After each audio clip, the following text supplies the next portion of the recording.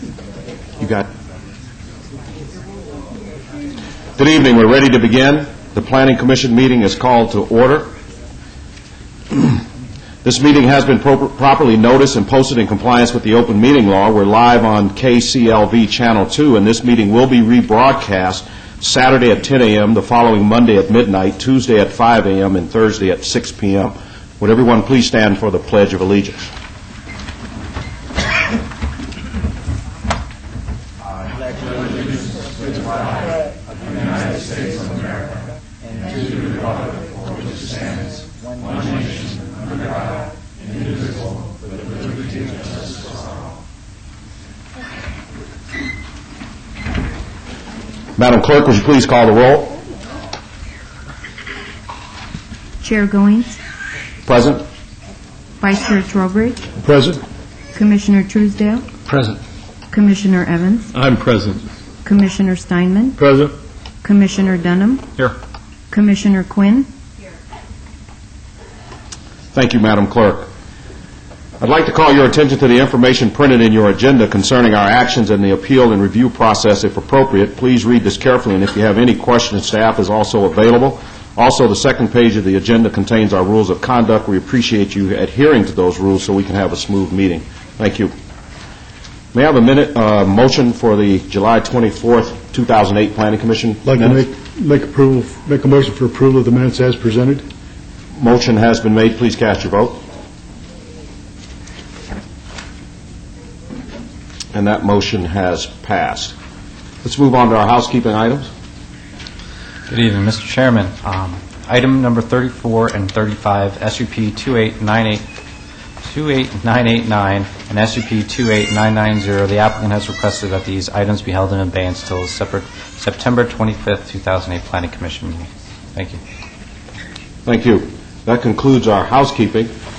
I'd like to have a motion on the housekeeping items. I'd be glad to make a motion, but before I do, I'd like to get on the record that I did receive some communications regarding items 34 and 35 that I'd like to turn over to the city clerk for the record. Having done that, I'd like to make a motion for approval of the agenda as amended by staff. Motion on the floor for approval. Please cast your votes.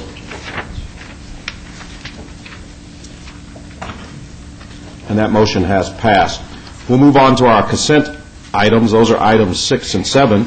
Consent items are considered routine by the Planning Commission and may be enacted by one motion. However, any item may be discussed if a commission member or applicant so desires. Any discussion on any of the consent items? Seeing none, we'll entertain a motion on the consent items. I'd like to make a motion regarding items number 6, subject to approval, subject to all staff conditions, and regarding item number 7, motion for approval, subject to all staff conditions. Motion on the floor on the consent items. Please cast your votes. And that motion has passed. Both matters are final action in the absence of an appeal within 10 days. We'll move on to our one motion, one vote items. Those are items 8 through 13. The following items that may be considered in one motion or one vote, they are considered routine, non-public, and public hearing items.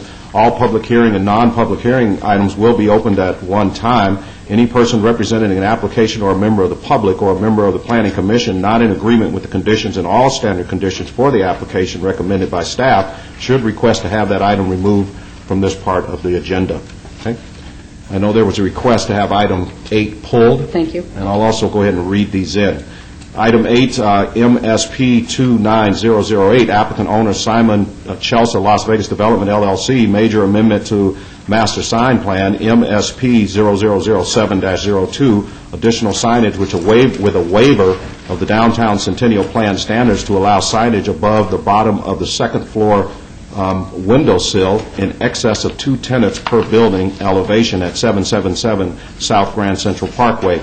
Item 9, RQR 28731, applicant Lamar Outdoor Advertising, owner Mercar Corporation, 5-year review of an approved special use permit, SUP 2290, for a 40-foot high, 14 by 48-foot off-premise sign billboard at 4510 East Charleston. Item 10, RQR 28937, applicant Lamar Outdoor Advertising, owner Rebel Oil Company, Inc., required 2-year review on an approved special use permit U0005-97 for a 40-foot high, 14 by 28-foot off-premise sign billboard at 1080 South Rainbow Boulevard. Item 11, RQR 28940, applicant Lamar Outdoor Advertising, owner Oasis Las Vegas LLC, required 2-year review of an approved special use permit U0107-96 for a 50-foot high, 14 by 48-foot off-premise sign billboard at 110 North Jones. Item 12, SUP 290006, applicant Men T. Fan, owner T. Bro 2 LLC, for a proposed tavern limited establishment at 517 Fremont, Suite 110. Item 13, SDR 29011, applicant owner City of Las Vegas, for renovations of a city park at the southeast corner of Lake Mead Boulevard and J Street. Okay? That concludes our one motion, one vote. This is a public hearing. These items are open. Anybody like to comment on any? I do have a comment regarding 9, 10, and 11. 9 is for a 5-year review, or for a 5-year review. 10 is for a 2-year review, and 11 is for a 2-year review. I thought we were going to go through. Those are the previous reviews. This is the review of a 5-year and a 2-year and a 2-year. Okay. The request is to make them 3 years. They're all 3 years. Okay, very good. Thank you. Seeing no more questions, I'll entertain a motion on one motion, one vote, items 9 through 13. Make a motion for approval 9 through 13, subject to all staff conditions as presented. Motion on the floor, please cast your votes. And that motion has passed. Item 13 is final action in the absence of appeal within 10 days, and items 9, 10, 11, and 12 go forward to City Council on October 1st. Thank you. We'll pull item 8. Applicant? The item has been read in the record, so I'll defer to staff. Mr. Chairman, staff would like to delete assessors parcel number 139-33-710-001 from this item, as the APN number was the previous parent parcel, which has been subsequently split and therefore is no longer a valid number. The header should only reflect assessors parcel number 139-33-710-003. In addition, staff would like to amend condition number 1 to reflect a date stamp of 07-15 of 08. Staff is recommending approval of the major amendment to the approved master sign plan. Thank you. Thank you. Applicant, you in agreement? Good evening, yes. Jennifer Lazarevich, 3800 Howard Hughes Parkway, representing the applicant. We agree with staff's conditions. Thank you. This is a public hearing. Is there anybody in the audience for or against this item? Please come forward. Seeing none, we'll close the public hearing. Any comments or questions from the board? If not, we'll entertain a motion on item 8. Make a motion for approval of item number 8, Master Sign Plan 29008. As amended? As amended. Thank you. Motion on the floor for approval of item 8 as amended. Please cast your vote.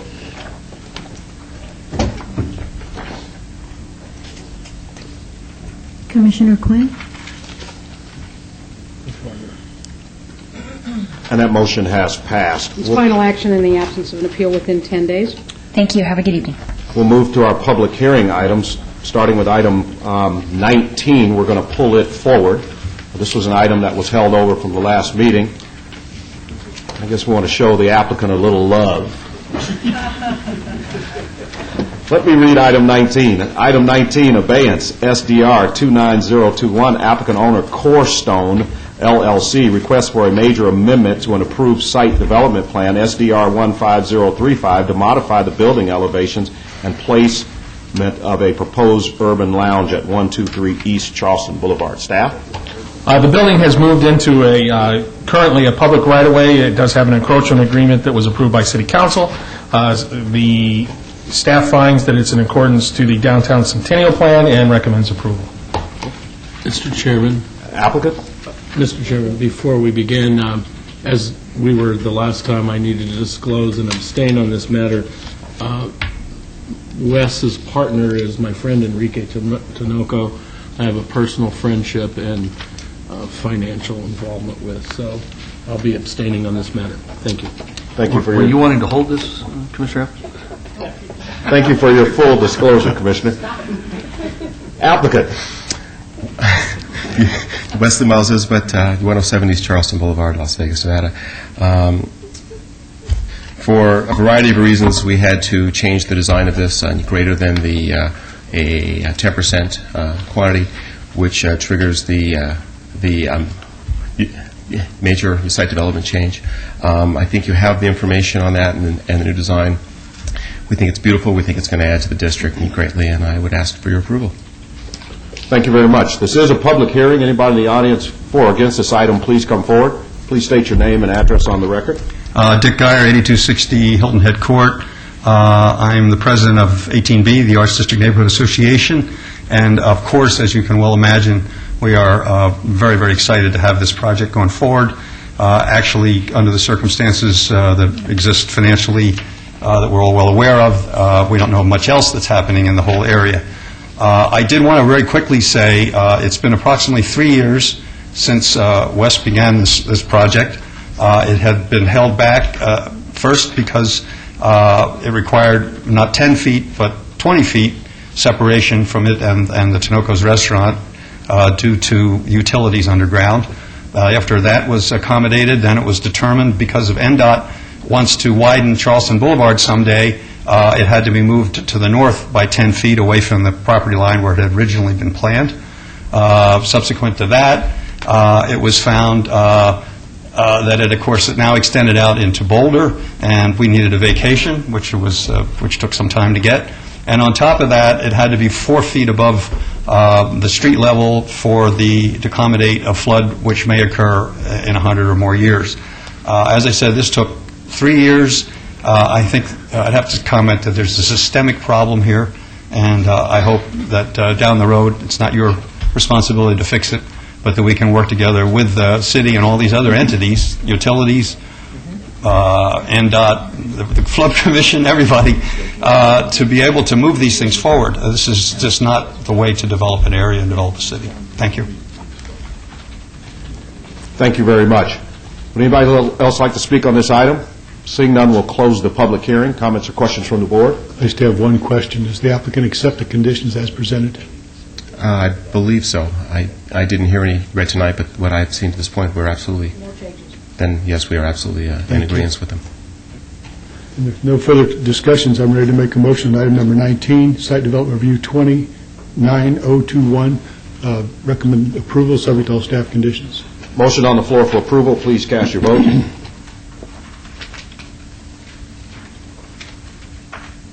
Commissioner Trowbridge?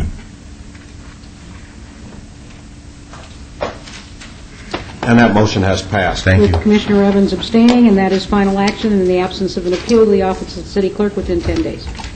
Thank you. Items 14 through 17 are related items. Item 14, abeyance GPA 28283, applicant owner Darrell E. Jackson et al. From DR Desert Rural Density Residential and L Low Density Residential to SC Service Commercial adjacent to the west side of Martin Luther King Boulevard, approximately 1,450 feet south of Charleston Boulevard. Item 15, abeyance ZON 28281 from R1 Single Family Residential to C1 Limited Commercial.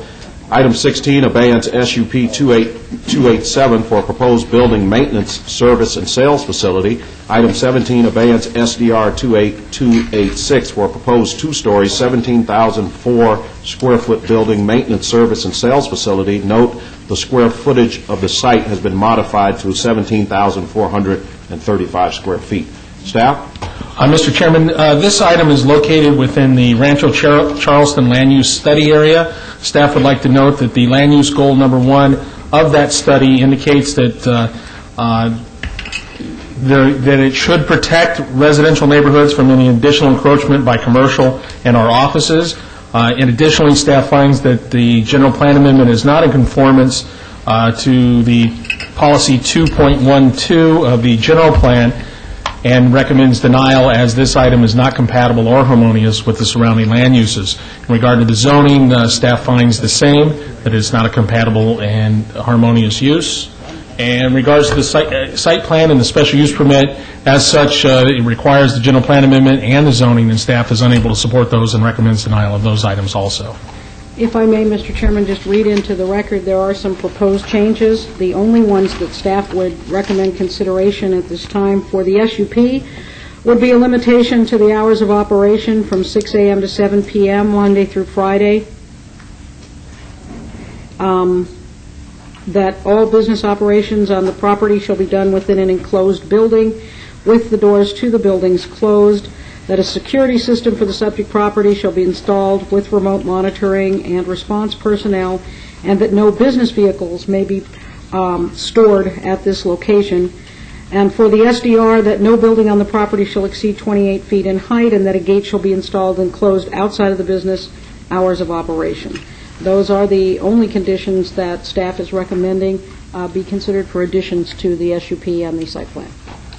Thank you. And Mr. Chair, I need to abstain Mr. on Dunn? items 14 through 17 as I am engineer of record for this project. Thank you for your disclosure. Mr. Kempfer. Yes, good evening, Mr. Chairman, Commissioners. Chris Kempfer here on behalf of the owners of the property, Mr. Tom Strawn, Mr. Darrell Jackson, and Mr. Drew Levy, all of whom are either lifelong or longtime residents of Las Vegas. I will be relatively brief tonight, which I know is a pleasant shock, but I will be relatively brief because the issue is relatively straightforward.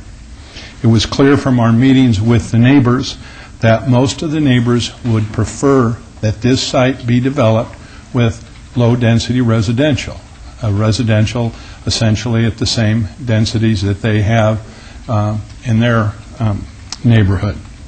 The neighbors were clear and unanimous in their opposition to multifamily development on this site. So the reality is that if you believe, as the association will tell you, and as many of the neighbors do, that the only zoning they would like to see on this site is low-density residential, if you believe that, and these neighbors are absolutely first-class people, and they were gentlemanly and kind throughout these meetings, but they made clear that they would like to see low-density residential on this property. If you believe that that's appropriate, then you would have to vote to deny all of these applications. But if you accept the fact that low-density residential will not, and as a practical matter cannot go on this site, a site that is immediately adjacent to the fire station, and if you can go to the overhead, gives you a clear picture of that. The site is shown with the cross-hatching and the asterisk, and immediately to the south of that in yellow is the fire station. And it is also immediately adjacent to the ramp on and the interstate. So if you believe that single-family residential, low-density residential is appropriate on that particular site, as I say, you cannot support our application because we are not asking for low-density residential.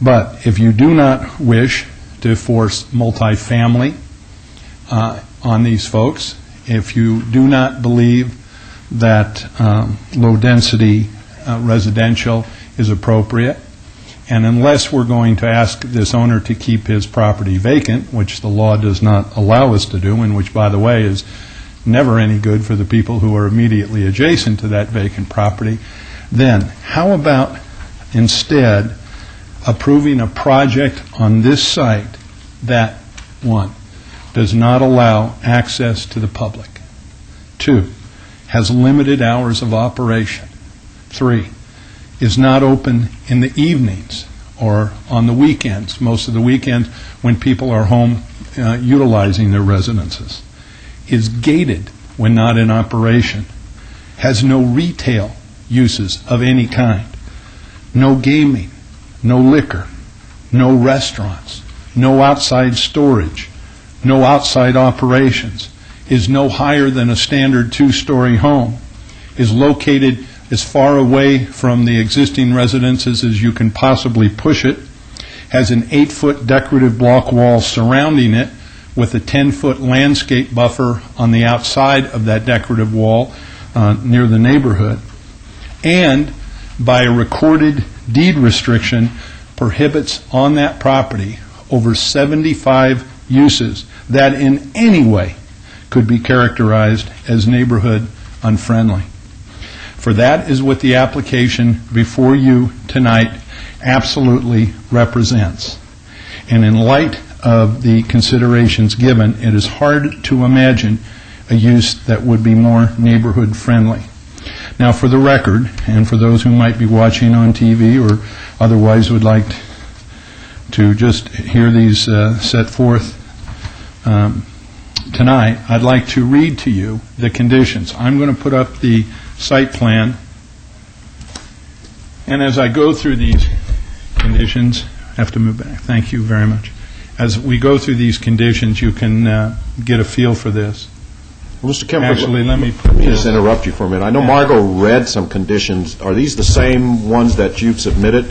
They are, but there are some additional conditions that we have that are incorporated into this site plan.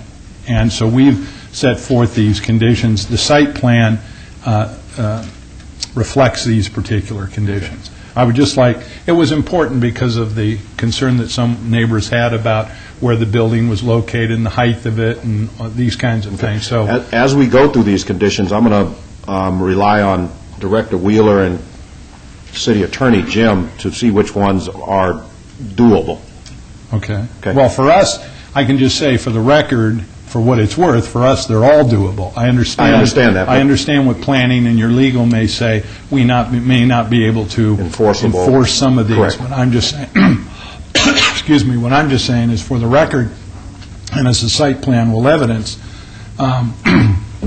these are the conditions that we have. And if I may, and the city attorney can, Director when Wheeler? he comes back, that the things that the applicant will be putting forward are really his comments and stipulations rather than conditions. Thank you. Continue. I hope me choking on these words isn't any evidence of anything, but anyway. Number one, parking lighting will be shielded downward. That's actually a city requirement anyway, but it's important to the neighbors that the light not shine on adjacent neighborhoods, so we wanted to make that clear. The parking lighting, the lighting in the parking lot, as you can see, will be at the minimum height permitted by city code. We wanted to keep the lights as low as we possibly could and yet still meet city standards for safety. If building lighting is required for safety purposes, it similarly will be shielded downward and not to shine into neighborhoods. Street signage shall be monument signage only, so there will be no pole signage at all. The business hours of operation were read by Ms. Wheeler, and those are 6 a.m. to 7 p.m. Monday through Friday and 7 a.m. to 2 p.m. on Saturday. Those are roughly union hours, and so as a consequence, those are the hours that were chosen. If permitted by the city code and applicable government agencies, a gate shall be installed and closed outside of the business hours of operation. That gate would be located right here, so that when this is closed in the evening and on the weekends, there's absolutely no access to it. Now, why is that important? Well, because the property as it sits now has we're going to have to zoom in on this to get a better look at this, but this is the property as it sits now. I don't know if you can see, but we had this chain link fence installed, and the chain link fence has actually been broken down here where people have climbed over that fence. Now, I would like to believe that everyone who's climbing over that fence is climbing out of the neighborhood as opposed to climbing into it, but I couldn't say that for sure, and that's why, as I said, also vacant property is not good. What we propose to put in there instead is an 8-foot-high decorative block wall. No building on the property shall exceed 28 feet in height. Reality, it looks like we may be as little as 20 feet, but 28 feet is what the condition reads. All work on the property shall be done within an enclosed building with the doors to the building closed. What that is that there is some work that is done inside. These are offices, and yet they're storage areas. In other words, for example, if I'm a plumber, and what I do is I use this for my office, and when I drive my truck in there, I fill it with supplies, and then I drive off for the day doing what I do as a plumber. I come back, I park the car, or the truck, and then I leave. Any security system for the subject property shall include remote monitoring and response personnel. What they wanted was to have this secured so that somebody did break in, there would be remote monitoring, not just a bell that went off for hours and hours, remote monitoring and a response personnel. And we certainly agree with that. That's in our best interest as well. There shall be no outside storage on the property. Any change in the use of the property, and this is very, very important, because this was a major concern of some of the neighbors. They said, we don't generally have a problem with this, but what we're concerned about is that there are uses that could fit within the zoning that we wouldn't want to see. Now, we address that two ways. One, I'll get to in a second, which is the deed restriction. But secondly, we also put in here, and Ms. Wheeler can confirm what I believe to be the case, is that any change in the use, no matter what's going to have to come back as a design review. But in the event that isn't the situation, we have agreed and would agree that as part of whether it's the zone change, site development review, wherever, that any change in the use of the property shall require a site development review as a public hearing. These people are going to do exactly what they said they're going to do. Like I said, they've lived here all their lives. When they give their word, they mean it, and they tell me that's exactly what this building is planned for. But in the event there's any change in use at all, that would have to come back as a design review as a public hearing. There shall be no access to the property from Waldman and Ormsby. This street here is where the residents are located, around here. This is the chain link fence. This is the area of the chain link fence that I've just described. This is going to be an 8-foot high block wall. There'll be a 10-foot landscape buffer, and inside that we're actually going to put a little seating area for the neighbors, so if anybody's walking or jogging or whatever and wants to sit down in there, we can. We're going to try to make it a nice little recreational area inside that 10-foot landscape buffer. On the northwest corner of the property, this is what I'm just describing, an 8-foot decorative wall and landscaping along the wall with a sitting area and bench shall be maintained at all times by the owner of the property.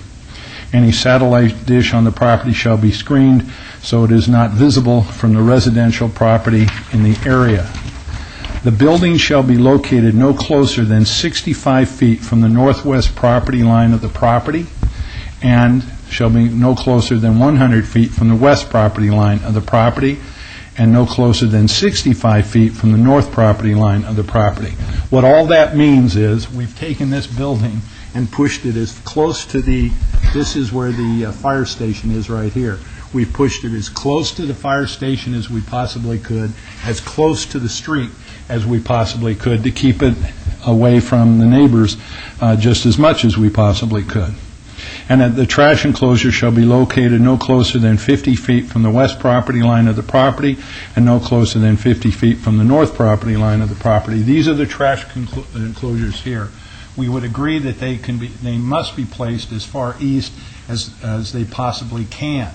Some suggestion was even made that perhaps the trash enclosures could go somewhere up here. We tried to keep it away from any residents up there, but we're willing to do essentially whatever the neighbors want in terms of location of that. For what it's worth, we did confirm that pickup is 6 a.m. to 4 p.m., so it's not a 2 a.m. in the morning pickup, it's 6 a.m. to 4 p.m. And when I say we confirm that, we checked with the fire department, and that's when they said their trash was picked up. Now,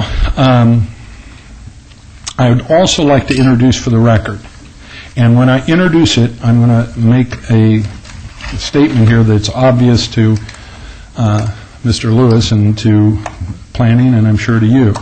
This is a deed restriction. It's a proposed deed restriction. Now, I full well know, can I just introduce that, please? I full well know that this deed restriction is not enforceable by the city of Las Vegas. Absolutely. Okay? But we've designed it so the beneficiary of this deed restriction is the Scotch 80s Association or any successor association, so that if in fact there is any violation of any one of these restricted uses, the association can enforce those against us, as well as coming back, as I say, if there's some other use that we seek, we have to come back to you for a design review, but the association can independently say you violated that deed restriction. We put a provision in here that there are attorney's fees and costs that we have to pay should the association have to enforce this deed restriction. Now, in this deed restriction, there are 80 uses that are prohibited on this property. And I'm not going to go through all 80, but basically, anything and everything. We had a neighborhood meeting, we had a couple actually, and what I would do is say, let me go through every C1 use, not just those that are permitted, but those that are conditionally permitted or permitted by use permit. And you tell me if you don't want to see it.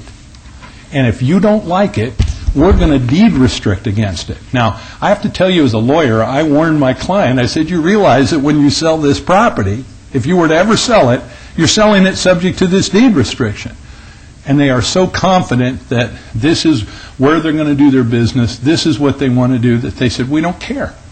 And they said, anything they don't want to see is fine with us. Just deed restrict it, because what we want to do is build nothing more, greater, taller, whatever, than what we are promising to build right now. And as you go through this deed restriction, I do have a copy of it for each one of you if you'd like to see it. I go through, as you go through, why don't we just do that? You can give us a copy, and then after you speak on that, I'm going to interrupt you and ask Attorney Lewis to give us a quick deed restriction 101 lesson. I think we're all, as a commission, familiar with it, but I just want to make sure we know about that so we can make an informed decision. Okay, well, let me get you each a copy of this. Mr. Chairman, while that occurs, staff would like to note that we do have a protest letter from the Scott J.D.'s Homeowners Association that came late today. We did submit that to the clerk, and I believe it's also submitted to all the commissioners for your review. Mr. Grogan, who is a class gentleman, called me and said that while he appreciated our efforts very much, the association felt that it should remain its residential nature, and that they would actually be speaking in opposition to that. So I appreciate that call from him very much. As I say, it's a class thing to do. Thank you. So anyway, you go through this deed restriction, anything and everything that they possibly would object to, we said that we would deed restrict against. So, again, the issue really comes down to this. If you in your heart, when you look at this site, when you go out and you listen to the traffic and you smell the exhaust and you actually go out on that site, if you honestly believe in your heart that this is appropriate for low-density residential, then you cannot support what I'm asking tonight.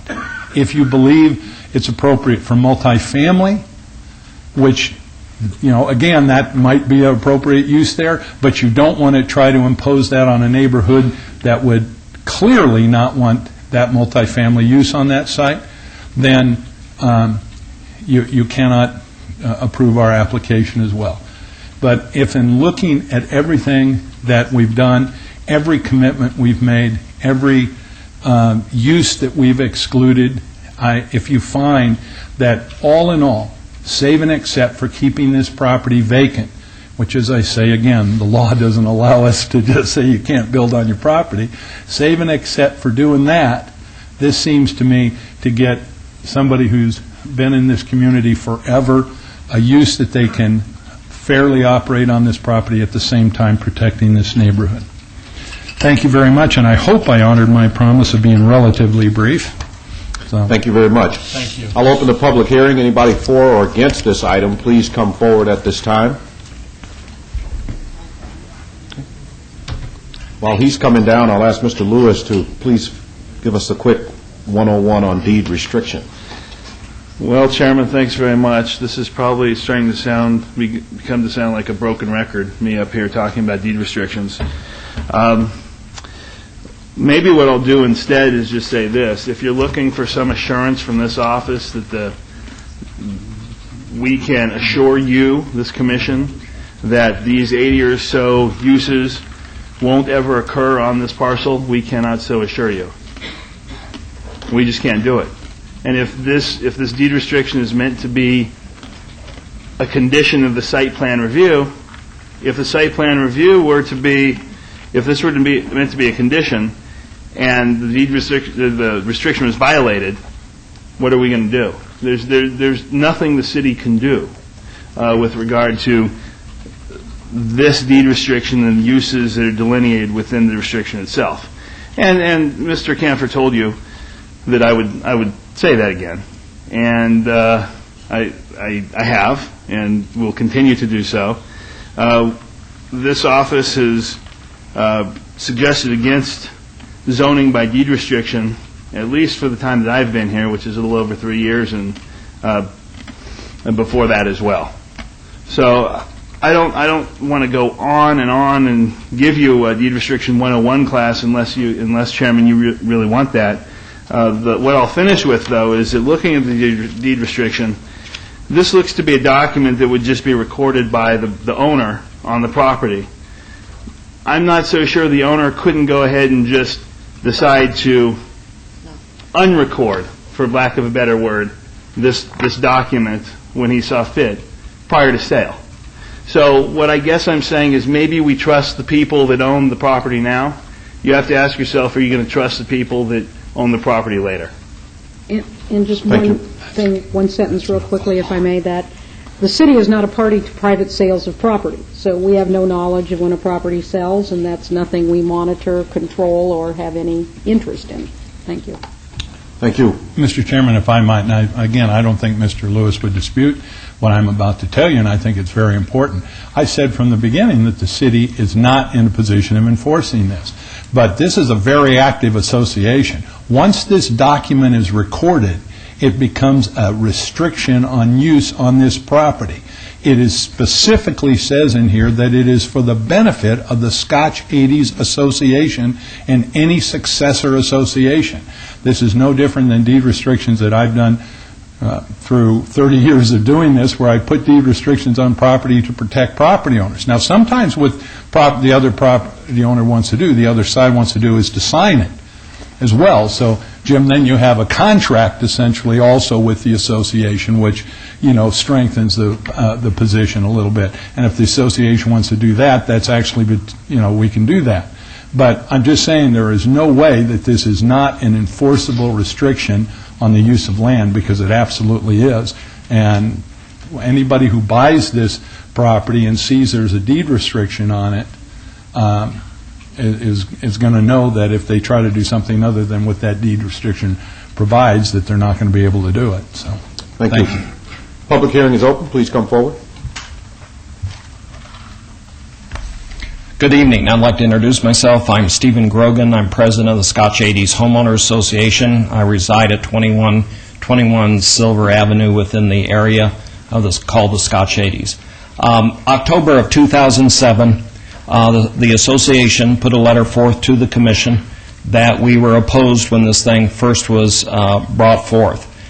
Between that time and now, there have been a lot of public meetings, and there have been a lot of discussion over this property. But I think it boils back down to the initial discussion or initial presentation tonight, which left you with the choice between the concept that single family cannot exist on this property, and in fact that single family should not be in a position, and therefore you can have the encroachment of commercial crossing over to the west side of Martin Luther King.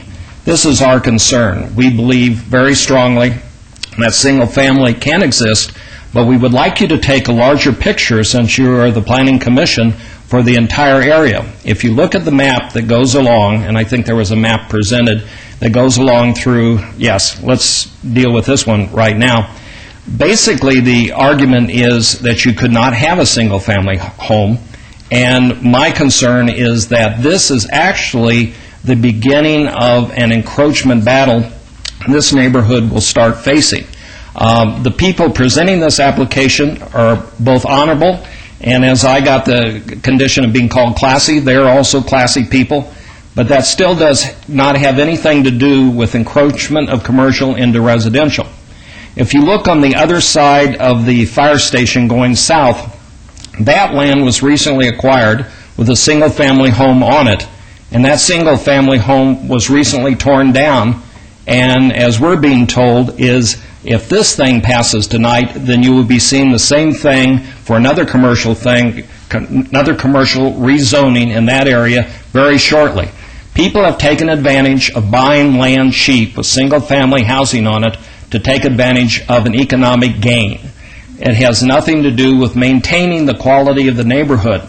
Although they have answered with 500 different contingencies of restrictions on the property, we are left with the city attorney basically saying, well, we can't give you any guarantee, nor can the association have any guarantee, except that we have to put a lot of time and effort if it changed into some other usage.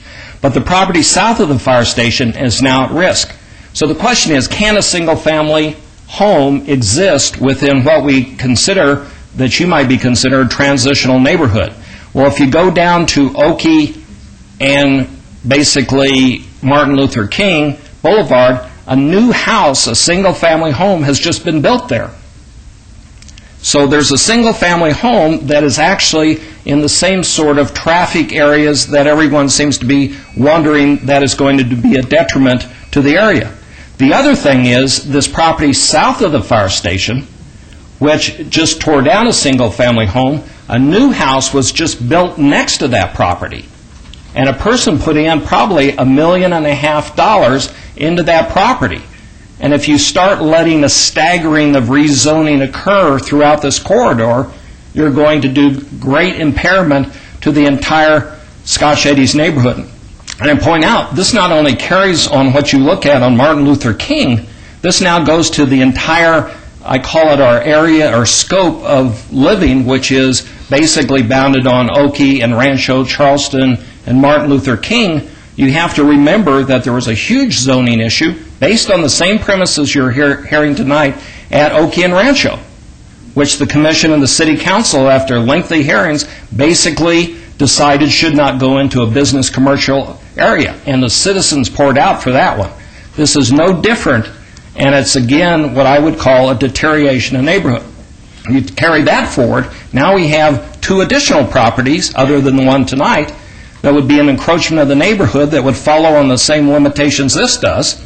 And what's the other one? You go back on Charleston and you remember the mobile home park that was within single-family homes that was purchased, and the mobile homes were asked to leave, which were single-family units basically, and now that's under encroachment that would work on the same sort of guidelines that are set forth today. So, in fact, you have our neighborhood surrounded by 4 major future impacts that will begin tonight if this thing passes.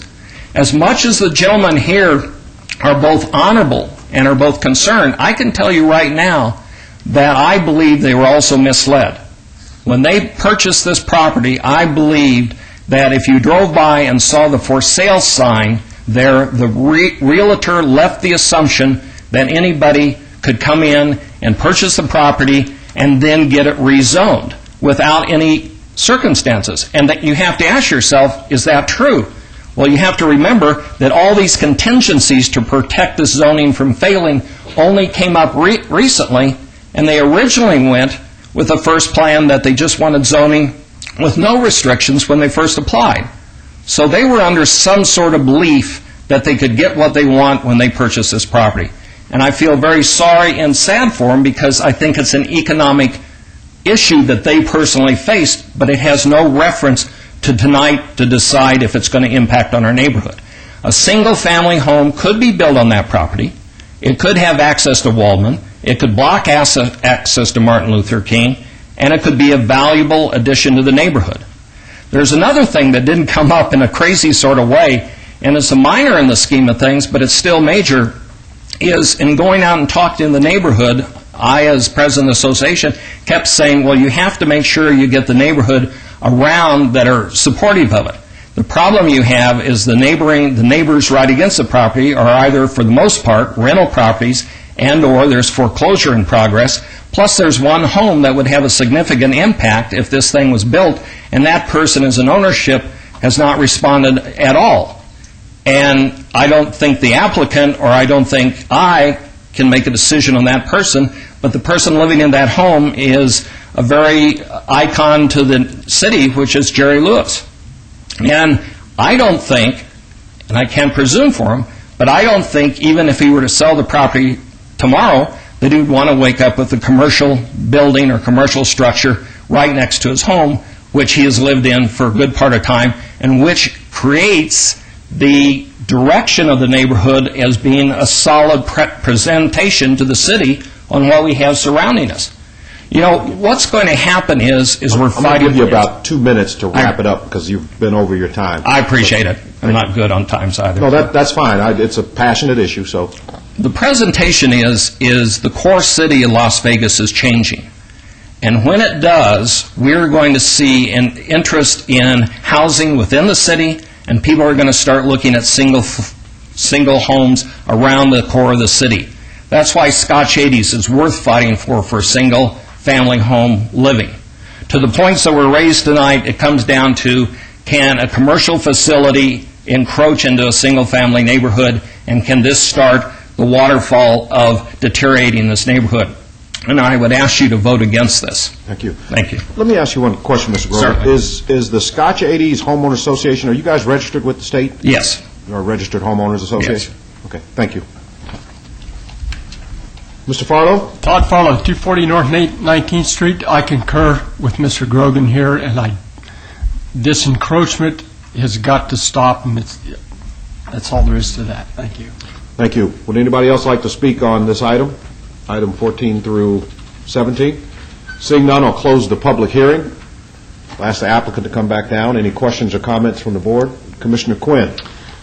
I want to thank Director Wheeler for holding this for 2 weeks for me, because I was on vacation for our board, and I know it put everybody out a little bit. And the reason I asked for it to be held is because I look at Scotch 80s like I look at McNeil Estates or Rancho Circle or any of those great old neighborhoods as the heartbeat of the city. And I sympathize so much with Mr. Grogan, knowing full well that could have, would have, should have, a house should have been built there 40 years ago. It's vacant. This is the first time since I've been a planning commissioner that I have been to a site 5 times. Once by myself, twice by myself, sitting there. Once with Mr. Kempfer and his associate met me there, once with a neighbor. And it's really tearing at my heart, because a part of me wishes there was a big, beautiful home there that would make the neighborhood, kind of flow. But the other part of me says, I don't know who's going to buy that piece of property and build that house there. And so when I said to Mr. Kempfer and his associate, my problems with his project were the fact that I don't trust, and I told him point blank, I was in my boots, I was in the sand, I was in the dirt, I was out there. You didn't cut that hole in the fence, did you? No, but the hole was there. And I said, Mr. Kempfer, I'm going to be really honest with you. I don't trust that your owner, because I don't know him from Adam, isn't going to flip this and turn this around and have these people have something behind them that you're not promising them. And I want to trust you, and I don't know how to trust you, so that's how this little deed restriction paper started flying around, because I'm new and I don't understand that it really isn't real or whatever, but, I want to believe that if they build it, it's going to be what they tell us they're going to build it. The second thing I told them was, nobody wants garbage. I don't care if you're Jerry Lewis or Jerry Smith, you don't want garbage things next to your house, period. And I said, you got to move those as far away from these people's homes as possible. And, he put that in there, the trash enclosures. And the hours of operation, I told him, were unacceptable. Who wants to wake up at 6 o'clock in the morning and hear anything? I don't care what it is when you live in such a beautiful neighborhood. And so he changed the hours.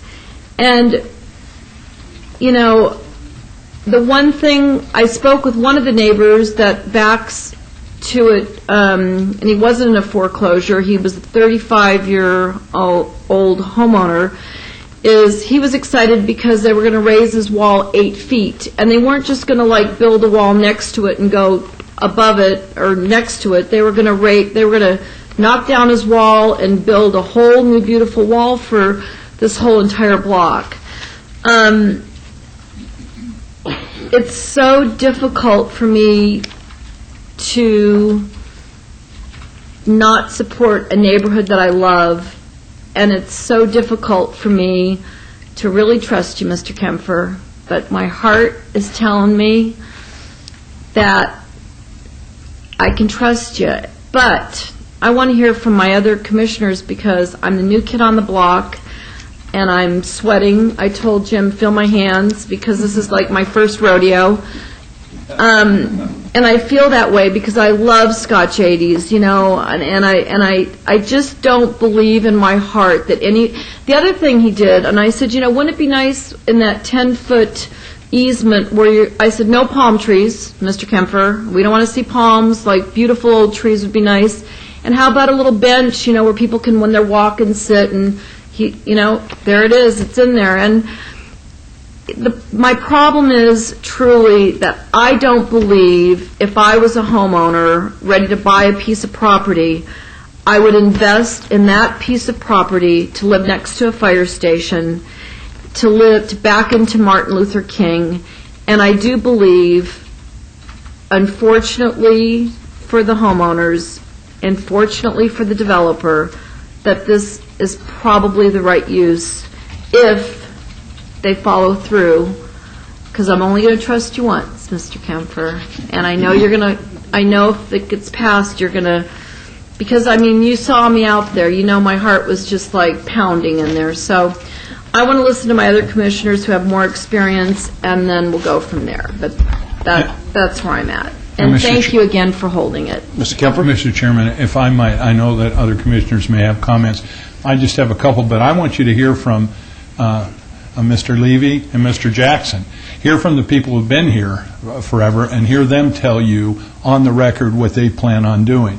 I represent this item. I believe these people. I haven't worked with Drew before, but if you've ever been in Las Vegas for any period of time, you've worked with Al Levy for on one thing or another. So, I mean, I want to believe these guys as much as the commissioner wants to believe them, and I do. But I also think it's interesting that when Mr. Grogan said about the people adjacent to it mostly being rentals now, that's not an accident. That's not an accident. That's the reality of somebody saying, I can't build a home there, I can't or don't want to live in that situation again. So let's create something that isn't going to do anything but minimize the impact on it. But I would like, may we please hear from Mr. Levy and Mr. I closed the public hearing, and we're on the comment section, but I will indulge you about a couple of minutes apiece. Just indicate who you are and tell them what you plan to do and give them your word that that's what you're going to do. I'm Darrell Jackson. I'm one of the owners and the builder, general contractor. And we bought the land, just like we said, to develop it, use it for something, and clean up the neighborhood. And we agreed to these terms so the people in the neighborhood would feel safe and comfortable. And you promised that to Commissioner Quinn? Yes. Thank you. Mr. Levy? My name is Drew Levy, and I'm born and raised, grew up in Las Vegas. I grew up in McNeil Estates, and I came back to McNeil Estates and raised my own family for 18 years before I did move away. I have a lot of respect for Scotch 80s and the neighborhood, and I'm here to tell you, my office is going to be there, Darrell's office is going to be there. You know, we're not going to be just doing this to flip this property. There's a lot of the property in town to do that too. Thank you. Comments from the commissioners? Commissioner Evans. I have two questions, and either Mr. Kemper, you might be able to answer it, or our staff or fellow commissioners. Next to the site, or it's identified as public facility, that's a fire station, if I'm not mistaken. Can anybody tell me how that came to be, if it were, I don't think it's that old. Is that a relatively recent event? And Mr. Rankin. Mr. Rankin? Mr. Rankin, can you give us some background on that, please?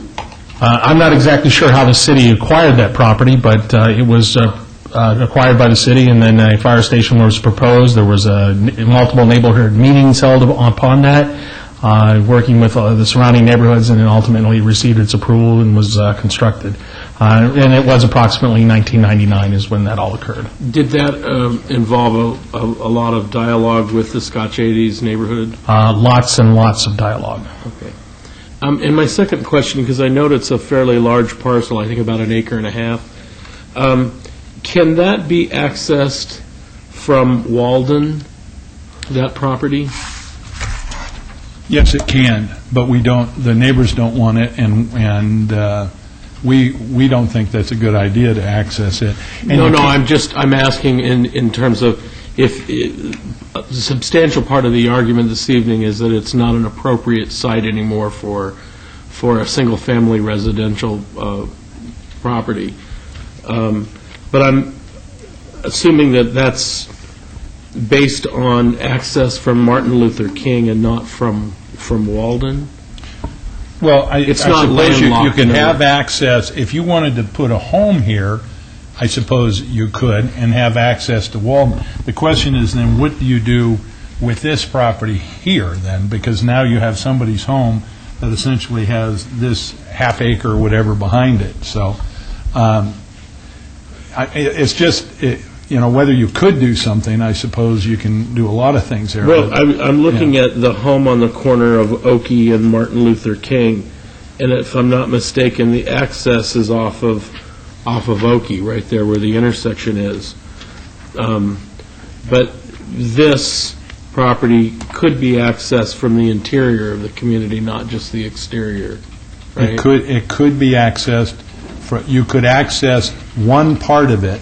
There's not enough room to access the back of it and the front of it. So you could put the one home, I guess, is what you're saying, if you wanted to take, a half acre lot. So Walden doesn't go all the way through? It terminates right at the beginning of the property? No, Waldman runs just like this. It turns into, I think it's like Ormsby or something, or it becomes Ormsby. This is Waldman, and then as it hooks up here, it's Ormsby. And if this is the area that you're talking about here, yes, you could have access here. The problem is then, if you put a home here, then this property is essentially useless because it's not enough. It's not enough to do anything else with, and you couldn't, having a home that big, you couldn't sell it. I mean, you'd have to have a home on 1 acre on that location. No one would pay the price necessary to be able to buy and put a 1 acre home on that site. Thank you very much. Vice Chairman Trowbridge. Commissioner Quinn asked for the other commissioners' thoughts and comments, so I'm going to accept her invitation. I think that this parcel, currently zoned R1, probably wouldn't happen as an R1 parcel. I cannot see someone making an investment to build a home that would appropriately go on 1.45 acres in that proximity to I-15 and the ever-increasing busy Martin Luther King, particularly when it's sandwiched between the backs of a lot of single-family residences that have access off our Charmast, and also sandwiched between that and the fire station. I just don't think it's economically viable. So it looks like a nice property to put a multifamily development in, a nice apartment, maybe some affordable housing. I don't think that's going to go very well. I think that I've never seen an applicant come forward with as many self-imposed restrictions on the use of a parcel.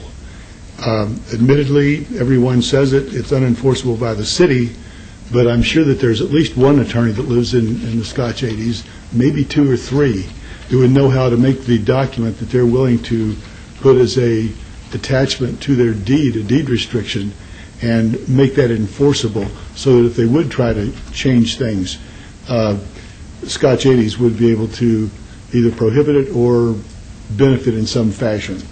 I think that some of the conditions that they've offered in terms of an 8-foot decorative wall to replace some of those walls that are there that are smaller is a very generous offer. I think the offer to restrict the height to 28 feet, which is less than many of the homes in that area, so it won't be obstructing people's views.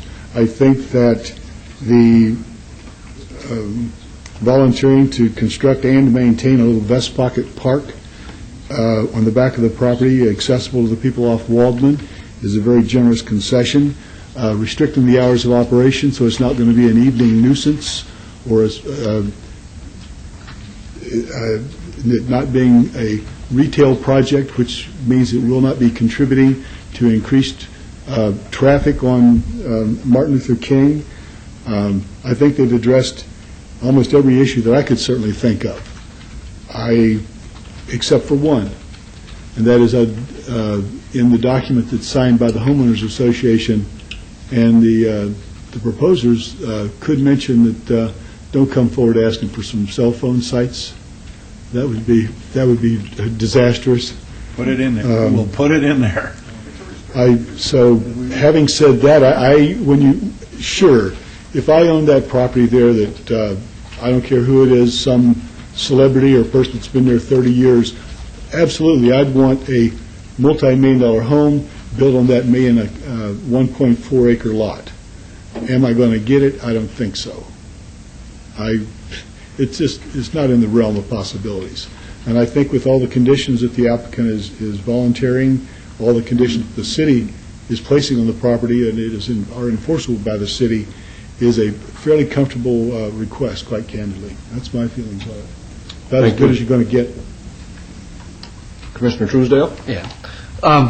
With regards to this parcel, it's a real problem, and I understand the applicant's issue, and I deeply understand the neighbors' issues, but the problem is one of the lifebloods for this community is I-15.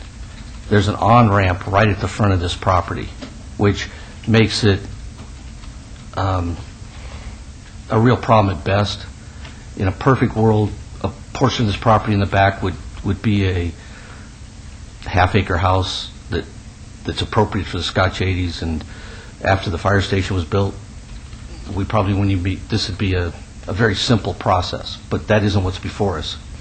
I want to point out that Commissioner Quinn's husband and myself on this commission voted against the fire station, even after all the neighbors, because it started to change this parcel. We felt that it changed. These parcels here were not considered part of what was originally Scotch 80s. Scotch 80s was the west of the back parcel line. The residents on Charmast were not part of the original Scotch 80s, but they're part of what's grown into a pretty amazing community. But this is nothing more than this section of road is the on-ramp. The extension of MLK gives you access from Oki to the on-ramp. And for that reason, what's before us with all the representations is something that is not as inappropriate as I thought, since the fire station won't go away. I don't think it'll go away until something's widened and built there. But I think having the property sit there vacant, like so many infill properties in town and some in this area, is a detriment to the community, to Scotch 80s, and a detriment to those homes. And for that, again, it creates a real problem making a choice on this parcel. One thing that I looked at this, in the fact that absolutely restricting any access to Waldman of any kind, no crash gates, nothing, is what should happen. Restricting the hours of operation, restricting deliveries, repositioning the trash enclosure somewhere where there's no reason for trash trucks to even go into the back part of this property, I think is some things that would help this project. But it is a very tough decision. One question, and I agree with the city attorney, that deed restrictions, at least in Las Vegas, are a bad way to control property in this type. If you're in Summerlin, you're in Green Valley, those are all planned communities with massive deed restrictions, and they have a life to them. The battleground is already set long before anybody ever buys a property. But with regards to a deed restriction like this, is it possible to put a specific lifetime, like 10 years, 20 years, so it stays a record and can't be modified and removed? Mr. Chairman, if I may. You may. Thank you. Well, see, I wasn't really going to get too technical about this, but here's the thing. It's only the fourth day of school. That's right. Here's the thing. A deed restriction only really works when you have a transfer of the property from one to another. All right? Here we don't have a transfer of property at all. We've just got a rogue document being placed onto the record. And this document may or may not be enforceable as it is. So to answer your question simply is, and I'm not being flippant, we can put anything we want to in here, and it has the same value, which is not much at all. And I'm trying to be as frank as I can so this commission understands what this is worth. And so basically, either this property is appropriate as C1 or it's not. I think that's kind of what it comes down to. And I agree. We have a lot of concerns with that process. But I also have a concern that we're looking at some infill property in this valley, or in the course of City of Las Vegas. If we want neighborhoods to be vibrant, the urban fabric stays strong, we need to deal with infill pieces in a way that is sensitive to the neighborhood next to it, but also allows those parcels to be developed in the current economic or the highest and best use in some regards. Because we're not in a planned community where we say your property isn't highest and best use, it's restricted for what it was sold originally for. So that's the problem I'm wrestling with and trying to figure out.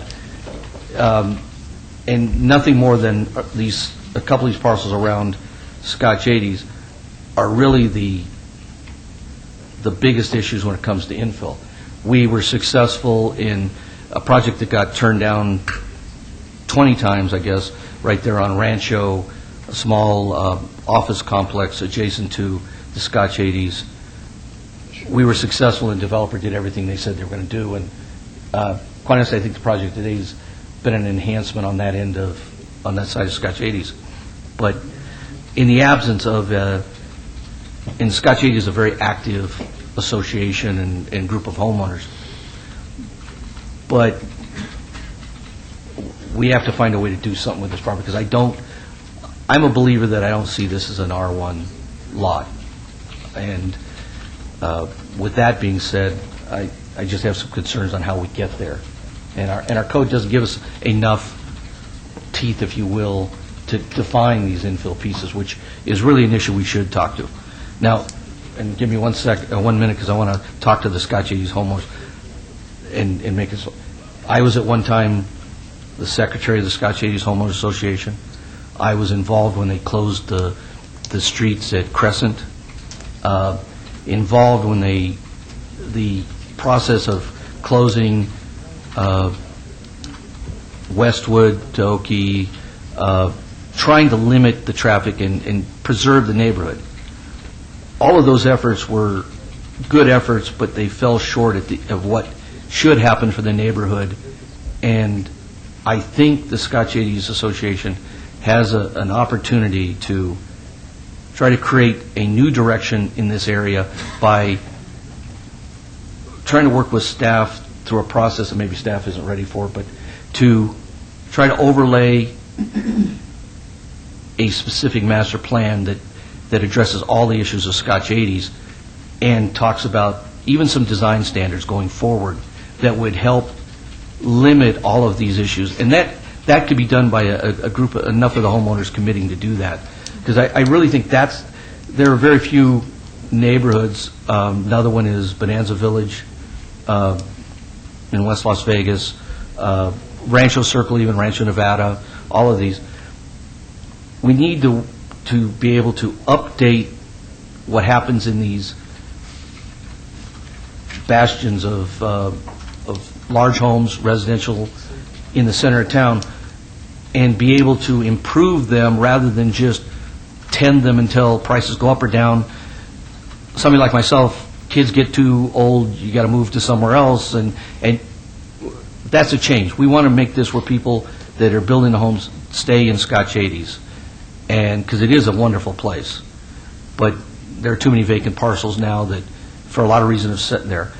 This is not within that core, and that's why I'm having so much trouble. But I do believe this fronts right onto a freeway on-ramp, and that creates a problem. So I think we have to look at it as an infill piece and try to find how we can get development on this property. Thank you. Commissioner Steinman, any comments? And then Commissioner Dunham? I'll do it real quick because a lot has been said. But I look at this site and I said, well, maybe we can subdivide it into 2 residential lots, and one can go into Scotch 80s and the other one can go out on the freeway. That doesn't make a lot of sense at all. I don't think it's going to happen. Then you could make it multifamily. And I don't think the neighbors want multifamily and all the activity and noise associated with multifamily on that small lot, and I'm not sure you can do much with it. So C1 is the proper thing to do with restrictions. I understand deed restrictions very well. All my career, I was understood them. However, I do agree with the attorney relative to consideration between a sale here, of which that's not. However, it gives the Scotch 80s people the right to stand up and go to the court and say, hey, there's something recorded here that says you cannot put a massage parlor there, and they want to do it. And they'll have to fight for that. And it depends on how the court goes. But I think enough protections have been done here by the applicant and the representative to make this a fair investment and a fair neighbor to all those people. So I'm going to support it. Thank you. Director Wheeler. If I just may, just so that the commission and the applicant and anyone else interested is clear, when this project is approved with this zoning, any use that's allowed in C1 will be approved over the counter with a business license to move in there. These restrictions will have no basis at the city staff, and any of those uses will simply move in, and that's what will occur. So I just want to make sure that the commission understands that. Thank you. Mr. Chairman, may I ask on that, though, if I could, for clarification? 2 points. One, if we're talking about the transfer doc, now I agree, I think, and my real estate people tell me that you record this document and it has the names of the owners on this document and it has a date subsequent to the date that they acquired the property, that forms a lien on that property. But if it would make the city or the neighbors feel better, you can retransfer the property from these existing owners to the owners again, subject to the deed restrictions, if you wanted to protect it that way. Again, that's not something the city's involved in. I'm just saying I'm willing to do anything and everything. I'm willing to meet with whomever they want from their end to make sure that the deed is properly recorded. But I do have a question, though. It's my understanding that if you put on a zone change, and I've done this plenty of times, where you say a design review is a public, or site development review in the city is a public hearing on any change in use, that actually is a zoning condition, and when someone goes and pulls the zoning and they see that that's the case, I mean, I hate to say that, the one of irritating the city, but the county does that, and I know I've done it in the city before. Is that something we just don't, I mean, we're agreeing that that's a condition. Are we just saying that's something that doesn't give the... Mr. Lewis? And I can speak to the chairman if you'd like me to. The answer is, yeah, on the site plan review, this commission could condition the site plan that if there was some change of use, it would come back for design review. Well, our code requires that anyway for all commercial uses. The thing is, what I think I'm hearing is, and what's not being said is, and you could deny the use. Well, the fact of the matter is, this commission doesn't have the authority to deny uses through a site plan review. Remember, a site plan review is aesthetic review. It's fire and safety, life and safety review. So if you don't like the use, guess what happens? You deny based upon the use, the same firm sues us, and the court tells us that we've got to admit that use. So yes, you can bring back items for a site plan review. You just can't use the site plan review process to deny uses you don't like. Well, you better check the Supreme Court case in Stratosphere, because it seems to me, Jim, that that's exactly what the Supreme Court said, is that that was a design review, and the Supreme Court said that you can look at uses in conjunction with the design review of it. So, I mean, I don't want to get now. You've got here's what's funny about it. You got people here who want to build something that's going to benefit the neighborhood. They're willing to do anything and everything in terms of deed restrictions, conditions on zoning, promises in front of you, and the micro. They're willing to do anything to show you that they're honest and sincere in what they're trying to do. And I cannot believe that we can't find a way to do that. I mean, I always tell my young associates, I say, you know, anybody can say no, you can't do it. A good lawyer finds out a way to do it. And I know we got a good lawyer right here, and we've got good people on my end. Working together, we can find some way to make sure that what we want to get done gets done. So, thank you. Any more questions or comments from the board? If not, I'll entertain a motion. There are 4 items here, but we'll start with item 14, GPA 28283. I'll make the motion. GPA 28283, agenda item 14, move for approval subject conditions. Motion on the floor for approval of item 14. Please cast your vote.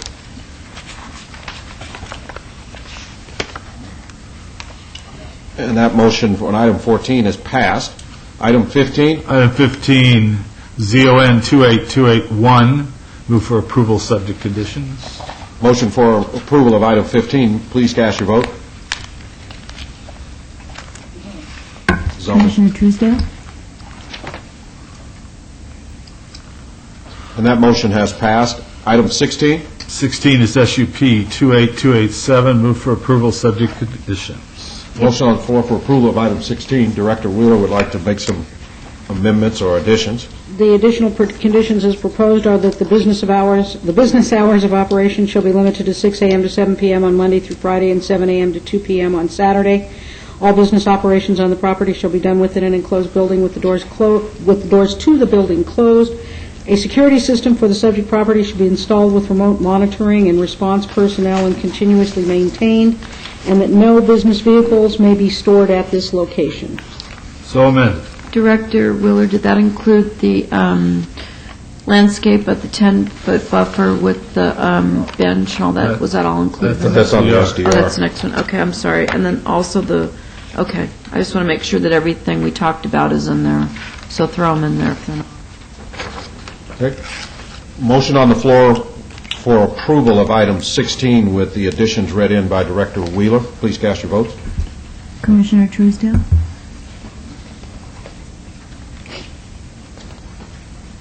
And that motion has passed. Item 17. Number 17, SDR 28286, move for approval subject to all conditions and... The 2 additional conditions that I have are that no building on the property shall exceed 28 feet in height, and that a gate shall be installed and closed outside of the business hours of operation. With regard to the landscaping, that is already shown on the site plan. And Commissioner Quinn, maybe you could repeat your wishes again on that landscape area. It was the landscape area on Bannon, Mr. Kiefer, right? Waldman. What is it? Waldman. And it was 10 feet, and you were going to put a park bench there for people to sit if they were walking. And it was not going to be any palm trees, nice, mature trees that, go with the neighborhood. And also the wall, you were going to raise 8 feet all the way along that side, right? That's included in that? Yes, obviously we need the neighbors to consent to have us remove the existing wall and raise the wall. Okay, and then you can't do it without the trash enclosures, you're moving those way away from the neighborhood? We'll move them as far east as we possibly can. I mean, they have to go really far east, because, that's That was really, Mr. Chairman, maybe, it sounds like a lot of these conditions, I'm sorry to interrupt, are on this piece of paper that we received from the applicant. And Right. so, Okay. maybe if we just all look at this two-page piece of paper, make sure these conditions are acceptable, have it anymore. what we can do is we can hand that to the clerk and just add those conditions onto the record. I have mine here somewhere. Madam Clerk, do you have a copy of that, or are they all in our record? I'm not taking the hit here, Miss Wheeler. I asked that a copy be given to you. Here, Marco. That's right. Yes. Director Wheeler No, has... the trees and the bench are on the new one. Yes, ma'am. I'm sorry. It says, on the northeast corner of the property, an 8-foot high decorative block wall and landscaping along the wall with a sitting area and bench shall be maintained all times by the current property owner of the property.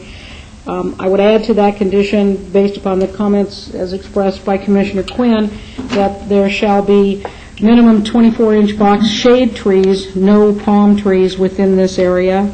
and also that they will maintain that landscaping. Right, I had that language is in Thank there. you. And with regard to the trash enclosure,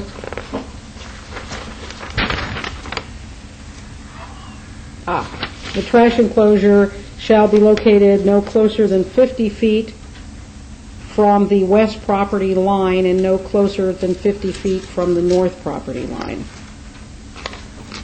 So those are the two conditions that were proposed with regard to the landscape area and the trash enclosure.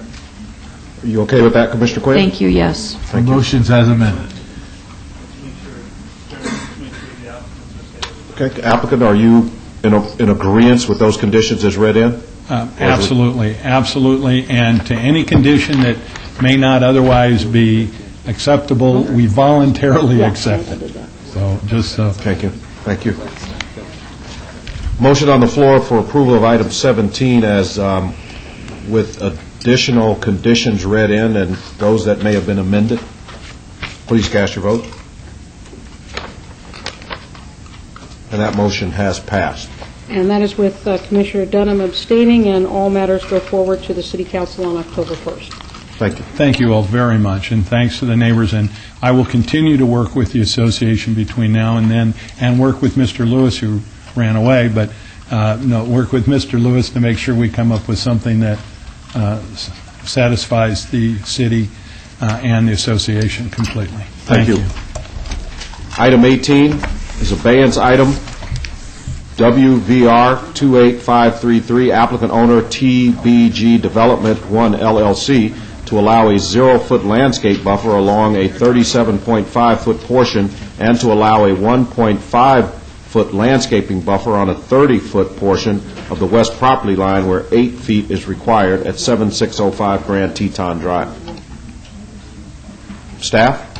Mr. Chairman, no evidence of a unique or extraordinary circumstance has been presented, and that the applicant has created a self-imposed hardship due to the overbuilding of the subject site. Therefore, the applicant's request is preferential in nature and cannot be supported. Staff recommends denial of this application. Thank you. Thank you. Applicant, please come up to the microphone. Mr. Chairman, Bruce Isaacson, 11920 Southern Highlands Parkway, for the applicant. This item was continued over from the last meeting, and since that time, we've worked hard to address the concerns that were expressed here by the, can you hear me if I move over here? Yes. Thank you. Okay. That were expressed by the commission. We've gone out and spoken to the neighbors in this area 3 times. We've knocked on every door, morning, once each, in morning, afternoon, and evening.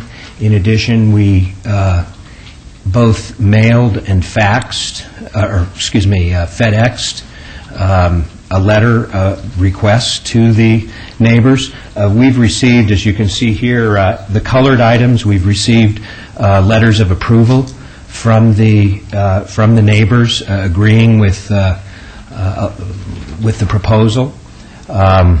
Can you point those out for us, because it's Surely. kind of difficult to see the Okay, I'm sorry. colors. I can't, it's hard for me to see there, but We can see where you're pointing. this home right here, this home right here, this home right here.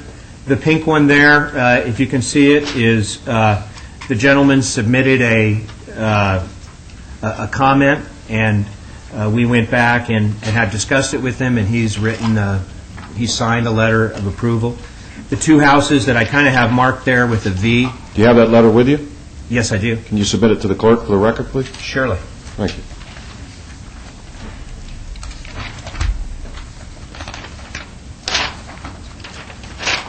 Who am I giving it to? Here we go. Thank you. Okay. These two homes here were vacant, appear to be vacant, and these two homes here on the other side, nobody, we were never able to get anybody to find anybody there when we went. As I said, we did send in FedEx letters to every owner there. In addition, Commissioners, we revised we did meet with staff and revised the proposal.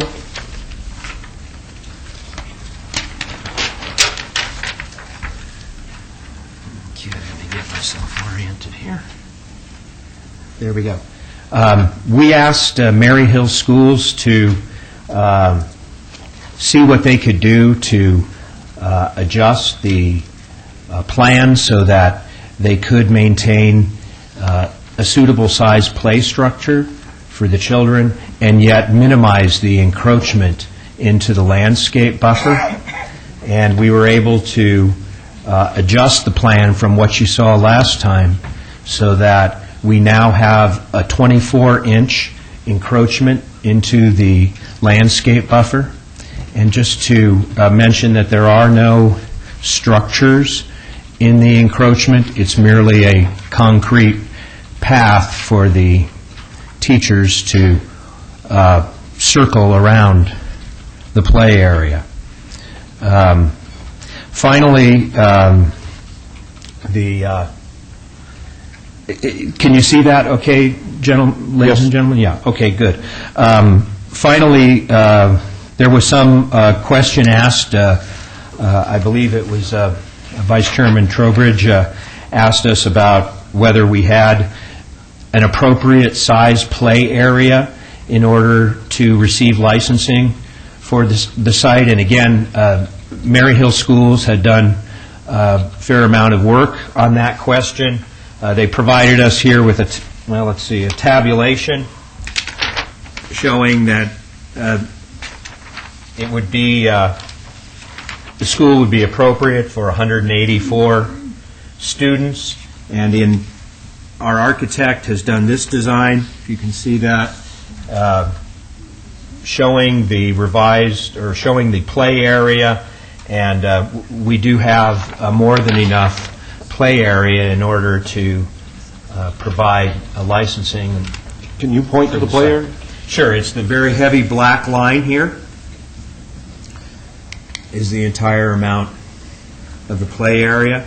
We have 7,127 square feet of total net play area, which we believe we're licensing here for 184 students. Mr. Chairman, if you don't mind, if I could interrupt you. Sure. You're asking for a waiver to allow 0-foot landscape buffer along a portion, and I think 1.5-foot landscape buffer among another portion where I believe 8 feet is required. Can you tell me why? That's what I'm trying to...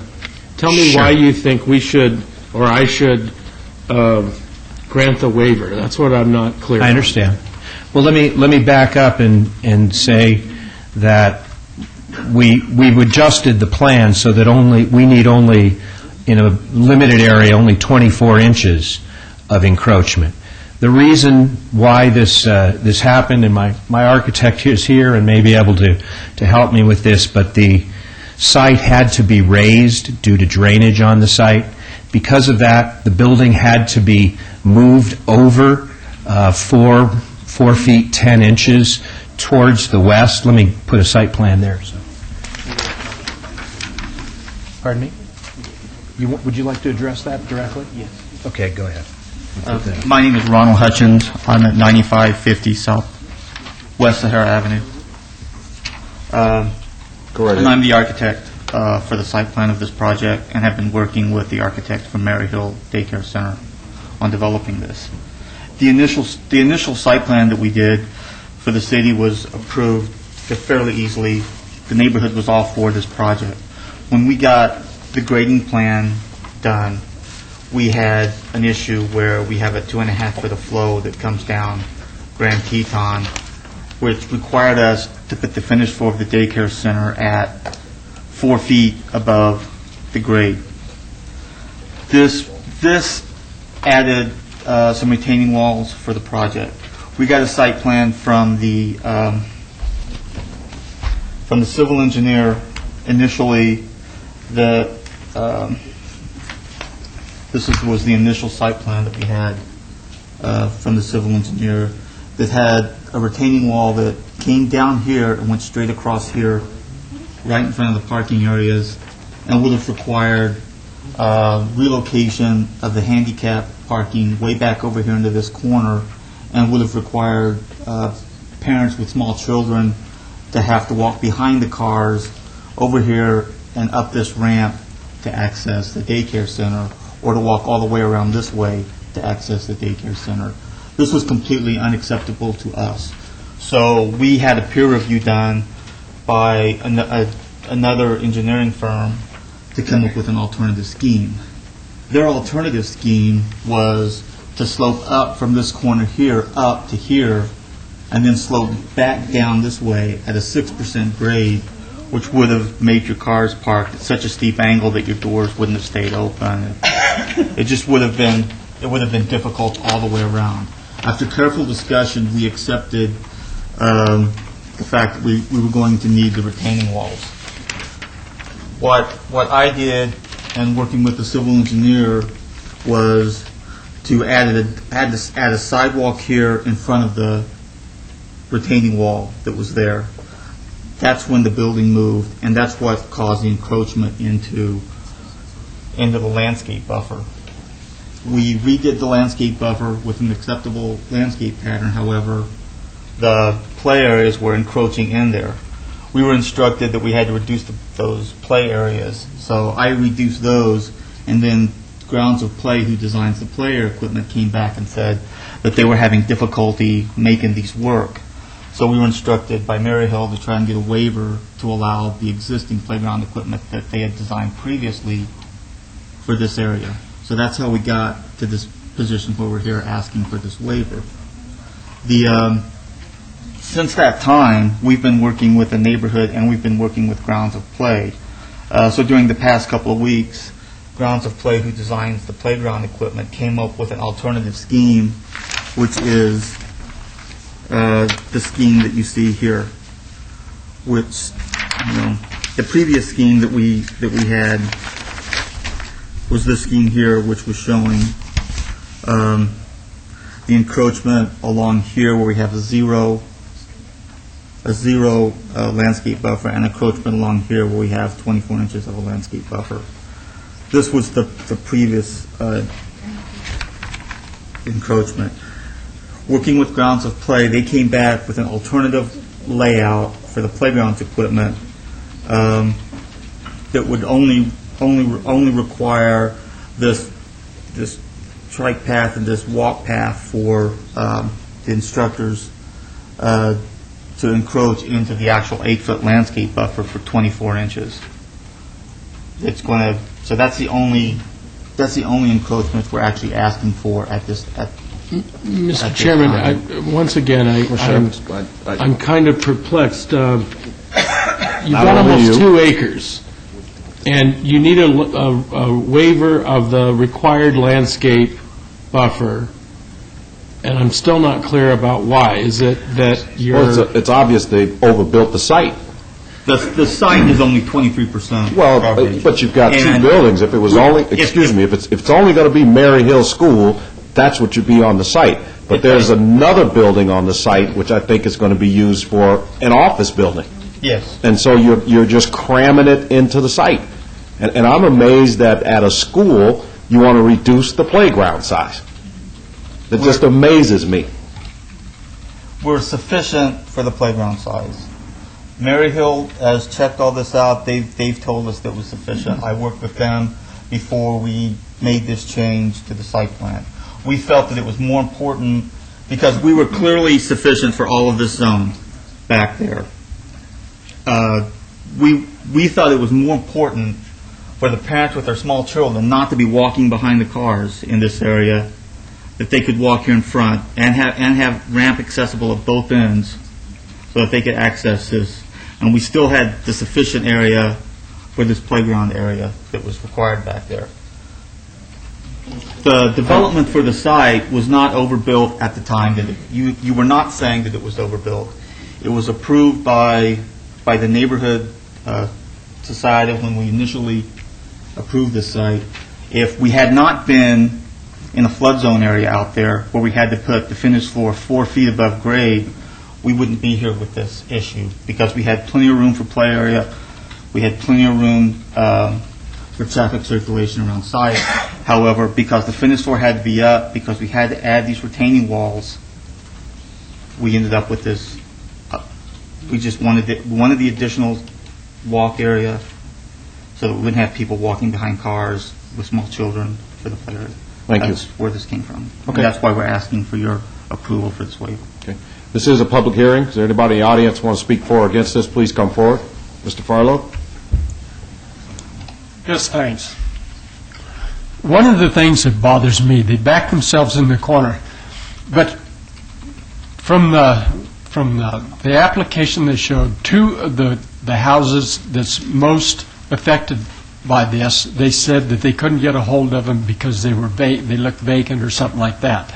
But still, in a situation like this, I think it's the applicant's duty to crawl through mud or whatever they have to do to get those two houses to sign off on this because they're the ones that are most impacted.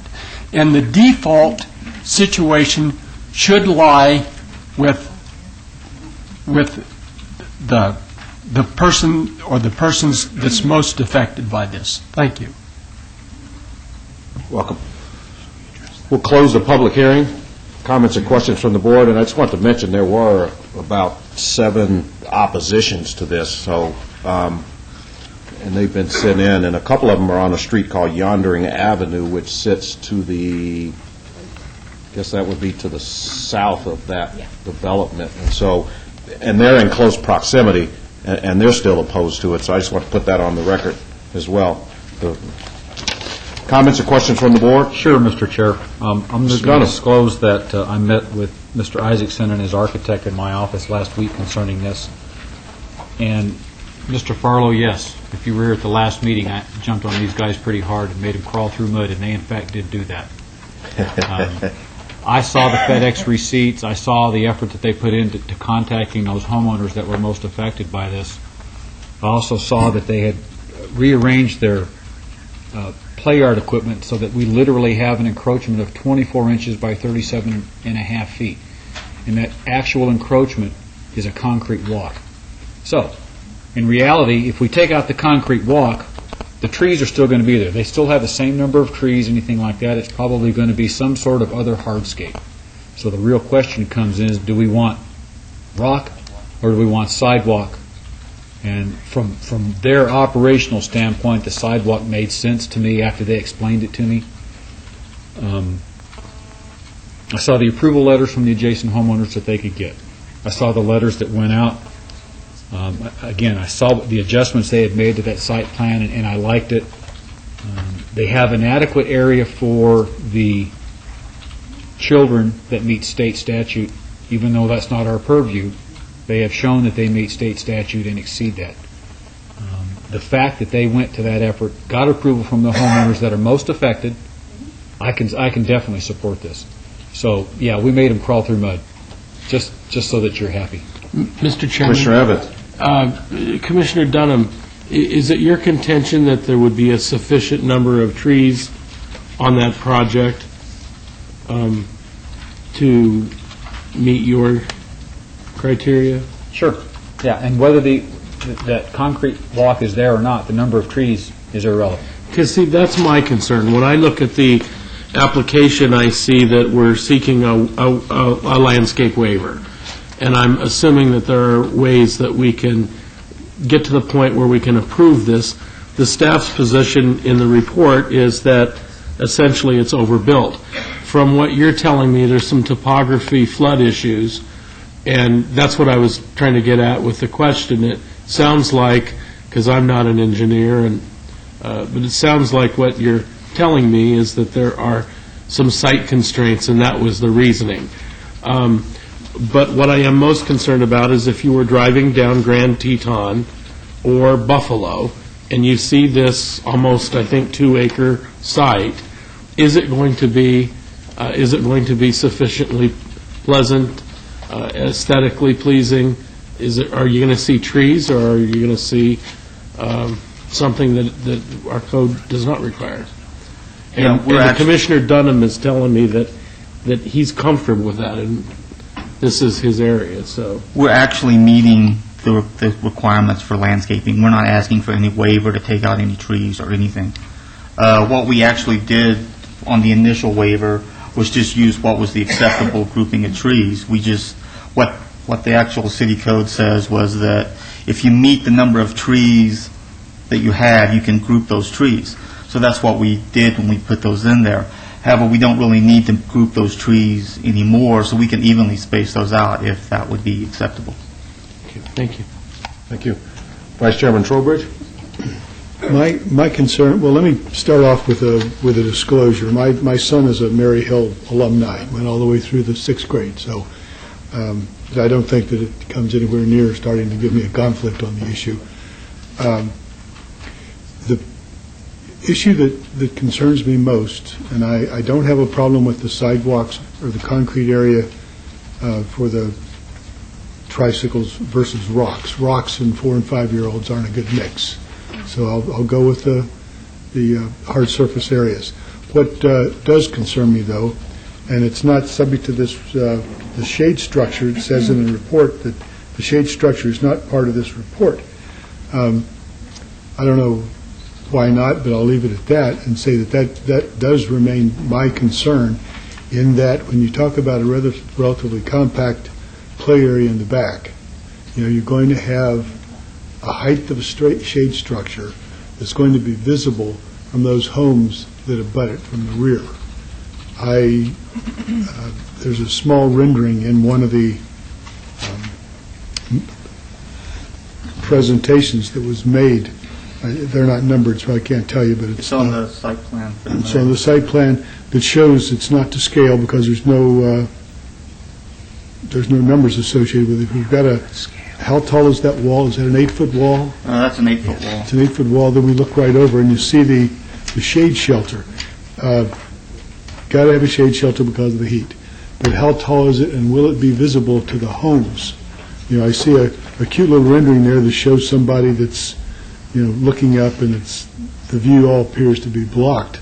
But I wonder if that's has any science to back it up. I know because when my son was going to Mary Hill, I helped redo of all things, their play area, and put up a big shade shelter. And the one that we put up probably had a center post of, it was 18 to 20 feet. We're not that high. Yeah, but I don't know how high you are. That's my question. How tall is that shade shelter? I don't know what the height of that shade structure is. Mr. Chairman, I don't believe the shade structure has been submitted for permits. As such, it would be treated as an accessory structure in a commercial district. Accessory structures in commercial districts are held to the standards of as an over-the-counter permit. They're required to not exceed the height of the main structure, and they also have certain required setbacks as part of that. But I don't believe that has been submitted as part of an application at this time. Okay, that satisfies my curiosity. Any more questions or comments from the commissioners? One final Commissioner Evans. comment. if in fact this shade structure comes forward another time, I'm curious, conceptually, is it some sort of a canvas material, or is it It is a canvas material. It is. One of the things that I would like to see this body and our city council, our city, our valley in general adopt is as we seek to grant waivers and variances and, assist people in developing projects, I sometimes think there should be a quid pro quo that if you were to find some solar component in any of this, or permeable surfaces, or any number of other things that would assist us in reducing our heat island effects and looking at alternative energy sources, would go a long way to helping me feel really good about voting for waivers and variances. So in the future, I hope that more applicants will look at that. Thank you. Thank you. No more questions or comments on item 18. We'll entertain a motion. Not that I could ever be as eloquent as my esteemed Commissioner Evans in his fancy yellow shirt, but I believe that there's been sufficient evidence to warrant the granting of this waiver, and as such, I would move for approval on item 18 with the recommendations of staff's as if approved conditions. Move for approval of item 18. Please cast your vote. And that motion has passed. And that is final action in the absence of an appeal to the office of the city clerk within 10 days. Thank you very much. You're very welcome. Good luck. Items 20 through 22 are related. Item 20 is ZON 28982, applicant owner Bonanza Marion LLC, from RE Residential Estates to C1 Limited Commercial on the northeast corner of Bonanza Road and Marion Drive. Item 21, SUP 28981, for a proposed mini storage facility. Item 22, SDR 28980, for a proposed 54,087 square foot three-story office building and a 104,100 square foot mini storage facility with a waiver of the building placement standards. Staff? Mr. Chairman, staff would like to place a note on item number 22, SDR 28980, to add the following statement. This application is being amended to allow a 0-foot landscape buffer on the east perimeter where 8 feet is required. The rezoning before you will reclassify the subject site zoning designation to one that is compatible with the underlying Service Commercial General Plan designation. Therefore, staff is recommending approval of the rezoning. The proposed development before you is basically a resubmittal of a previously approved project. The development is compatible with the adjacent development in the area, as adequate measures have been taken to buffer the proposed development from the adjacent single-family residence to the south and west. Therefore, staff is recommending approval of the special use permit and the site development plan review. Please note that additional letters of protest and support have been received. Thank you. Thank you. Mr. Baker. Commissioner, Chairman, Scott Baker, 7225 South Dorito Road, and we have resubmitted this due to the oversight on our part, apparently, for letting the applications expire, so we apologize for that. And we accept the conditions that have been put on this and ask for your approval. Thank you very much. This is a public hearing. Is there anybody in the audience who would like to speak on any of these items? Please come forward. Seeing none, we'll close the public hearing. Comments or questions from the board? Seeing none? Chairman, if there's no comments, I'm prepared to make a motion. Please do. Following the recommendation of our staff for approval of agenda item number 20, ZON 28982. Motion for approval on item 20. Please cast your vote.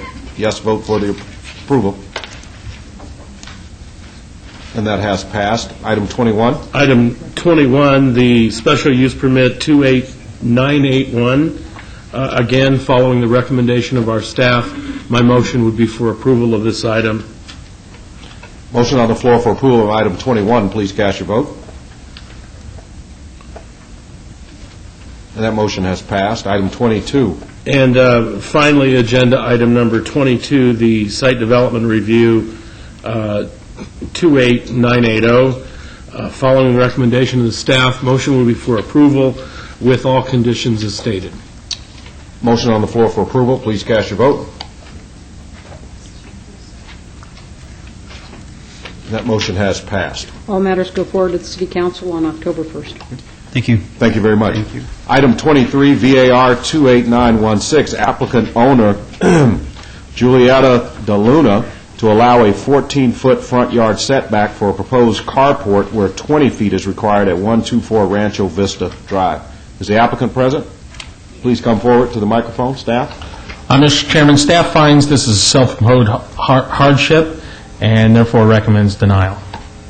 Thank you. Mr. Chairman, I'm going to abstain on this item in as much as my daughter owns a home in the notice area, I believe. Thank you. Ma'am, please state your name and address My for the name record. is Julieta De Luna, and I live in 124 Rancho Vista Drive, Las tell- Vegas, Nevada, 18906. Thank you. Tell us a little bit about what you want to do. Okay, I just needed a small little carport that will not obstruct in any view on anybody. I have over 30 signatures around my neighborhood that they agreed, and actually all I need is just a little shade for my car. Very good. Is that it? That's about it. I think that you already have all the things. I also include some pictures of all around the neighborhood, and well, I just hope for your approval. Very good. You've done excellent due diligence, I must say. Thank This is a public hearing. Is there anybody in the audience who wants to speak for or against this item? Please come forward. Seeing none, we'll close the public hearing. Any comments or questions from the commissioners? Mr. Steinman. What material are you using to build the carport? Wood. Wood? There's going to be, it's Okay. going to be, It's not like the one across the street with the awning on it. it's going to be attached to the house. To the house? Yes. And a wooden roof over it? Yes. That's the plan. I'd like to ask the staff, does her property include the sidewalk? I'll defer to Public Works. Mr. Anderson. If you'll give me a moment, I'll look and see if I can find that information. And the reason I'm asking is... That's your little car in the picture there? Yes, it sure is. All right. She is showing a calculation of 30 feet, okay, from her house out to whatever, which I assume is a property line. She only has 25 feet from the house to the sidewalk. So I think it's an important thing to know here, what distances we're dealing with and how far she can come out with this. Isn't the purpose of the setbacks or the to allow the front yard setback so that cars don't stick out into the sidewalk or the public right of way? I know that we have a minimum and a... No, I don't think it is. I think a setback is to provide a proper look amongst the neighborhood of how far the structures are set back from the street. And I don't think it has anything to do with whether the car's going to stick out or not. Well, I think the carport issue, the driveway issue, that is at least one of the reasons, if I'm not mistaken. Bart Anderson, Public Works. To answer the question, these appear to be public streets, so the sidewalk would be within the public street right-of-way and not included in her property. And to respond to Commissioner Evans, we have driveway lengths that are designed to prevent the vehicles from extending into the right-of-way, but those are distinct from building setback requirements. Okay.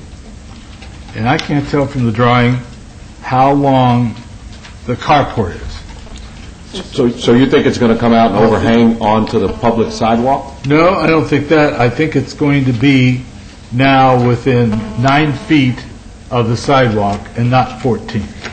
If I may. That's my issue. Director Wheeler? Just at this time, the application is for a 14-foot setback.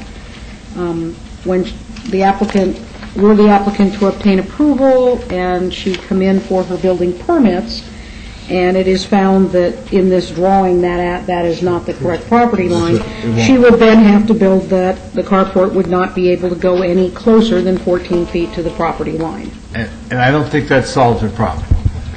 That would Because result... her car, the size of her car, I saw, she needs the 16 feet that she's proposing. She needs that. But her drawing says there's 14 feet left, and there's only 9 feet left. And I don't want you to get in to the permitting process, and you find out, I can't build a 16-footer, I can only build an 11-foot.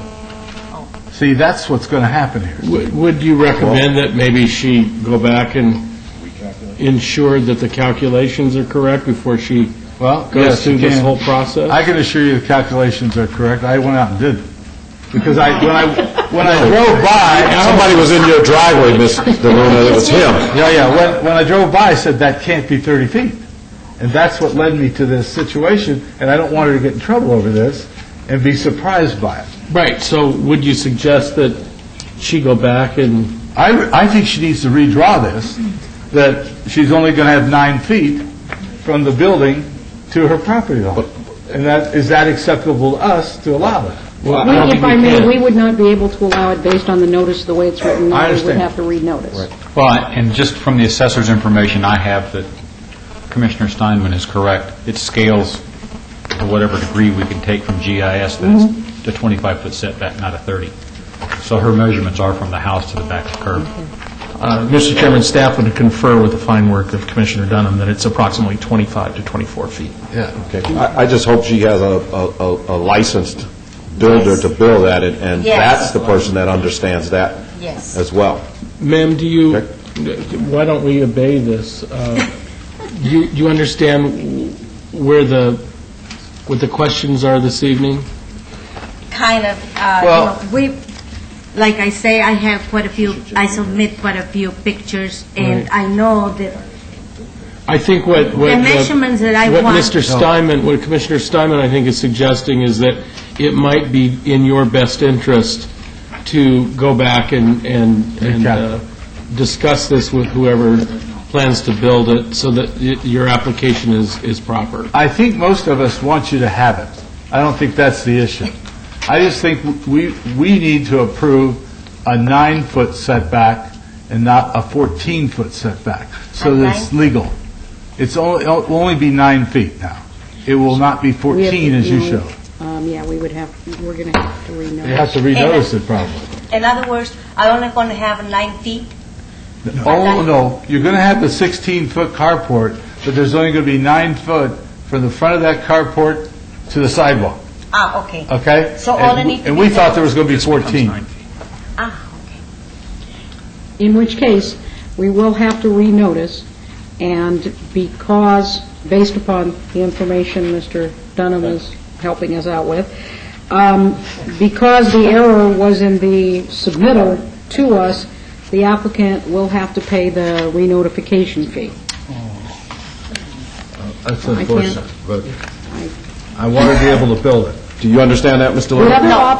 The other option would be that what the commission could approve tonight is that your carport, instead of 16 feet, as you're proposing, would only be able to be 11 feet. So one option is, if the commission were to vote this evening, that means that your carport would have to be set back 14 feet, which means the carport itself would be limited to 11 feet in length. The other option is that we would obey the item this evening for 30 days, and then we would have to renotice. Send out the notification to the neighbors again. It's like starting over again. Correct. So that's... I don't want you to build a carport in which your car's fixed out the back. That's really what you have to do if we do it here tonight.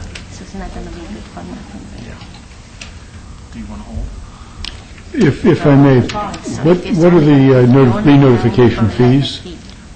It's 500, is it not? Oh, my goodness. Oh, that's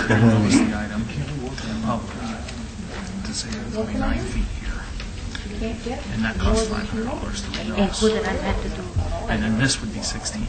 Yeah, and who did I have to, what did I have to do? I'll indulge Mr. Rankin a couple of minutes to explain. Just touch the numbers? But it's an additional $500 fee.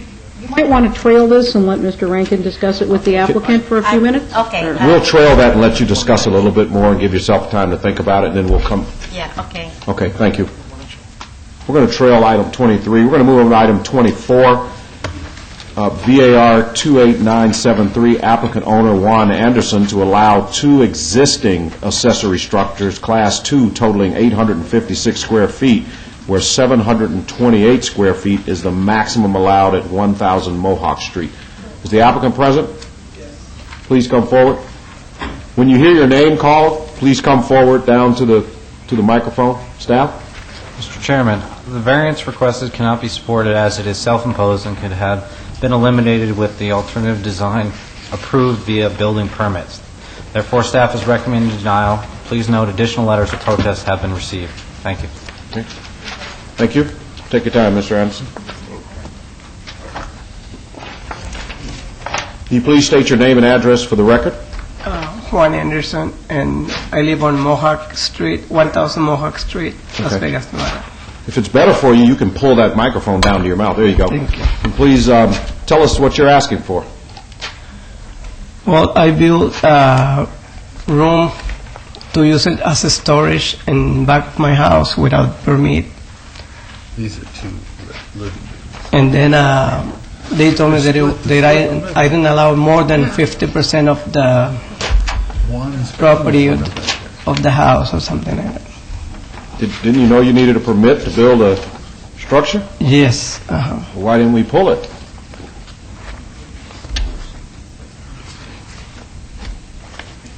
I didn't. Thank you. This is a public hearing. Is there anybody in the audience for or against this item? Please come forward. Thank you, Todd Farlow, 240 North 19th Street. This building without permits has got to stop. And I mean, someplace we got to put the foot down and make these people understand it. Thank you. Seeing none, we'll close the public hearing. Comments or questions from the board? Let me ask the applicant, what are you using the structures for? To storage some of, I have a small business, and I use it to storage the items that I bought. You have electricity running out there? Yes, sir. Air condition? Yes. You got any beds or anything in there? No. Nobody living there? No, sir. Okay. Plumbing? Plumbing, no. Okay. Thank you. Comments or questions from the board? I was going to ask the same question you did. It appears to be 3 living units back there. One of them split by, the 2 units split by a breezeway through the entire thing. I just don't understand that these are storage units. They Looks like appear to a- be rental units. Looks like a habitable structure to me. Yes, they do. Commissioner Quinn? Mr. Anderson, the problem is simple. If everyone in your neighborhood did this, we would have multiple units on single lots, and it wouldn't be fair to the other neighbors. And this doesn't look like a storage unit.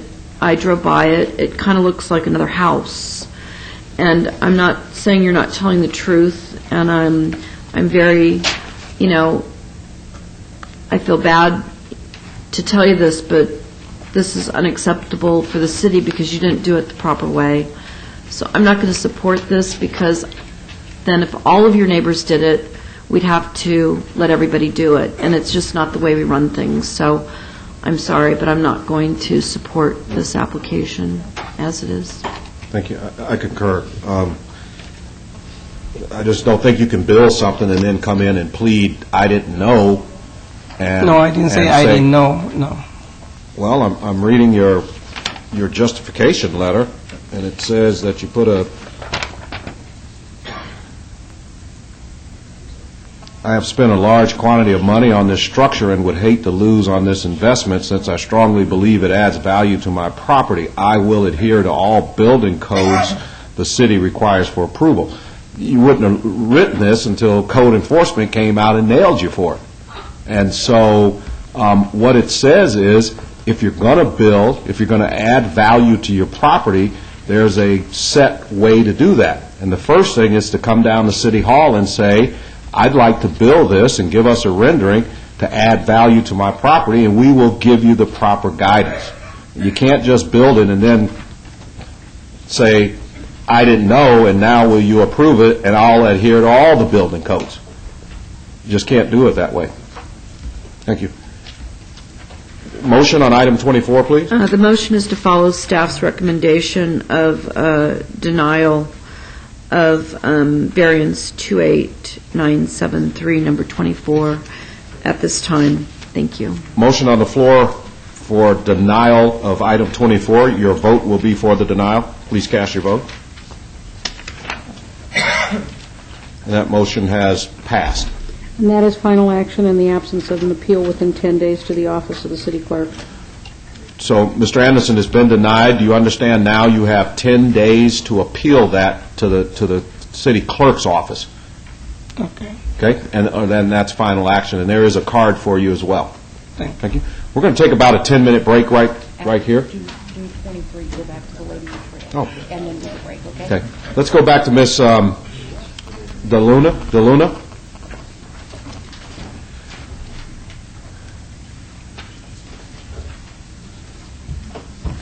Have you decided what you want to do? Yes, I want to try to do it. I'm going to do it. So you want us to vote on this tonight? Oh, no, Mr. Chairman, Ms. DeLuna would like to have the item renoticed with the change to a 9-foot setback instead of the 14. So we're going to hold this item, okay?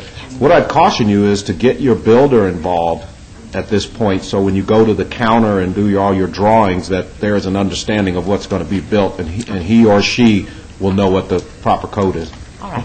Motion on item 23, please. So we need 30 days. For 30 days? Okay. I'm done. What day would that be, Mr. Rankin? September 25th. May I have a motion? Make a motion regarding item number 23, variance 28916, to hold the item until September 25th. Motion on the floor to hold. Please cast your votes. And that motion has passed, showing Commissioner Truesdale abstaining. Now we'll take a 10-minute break.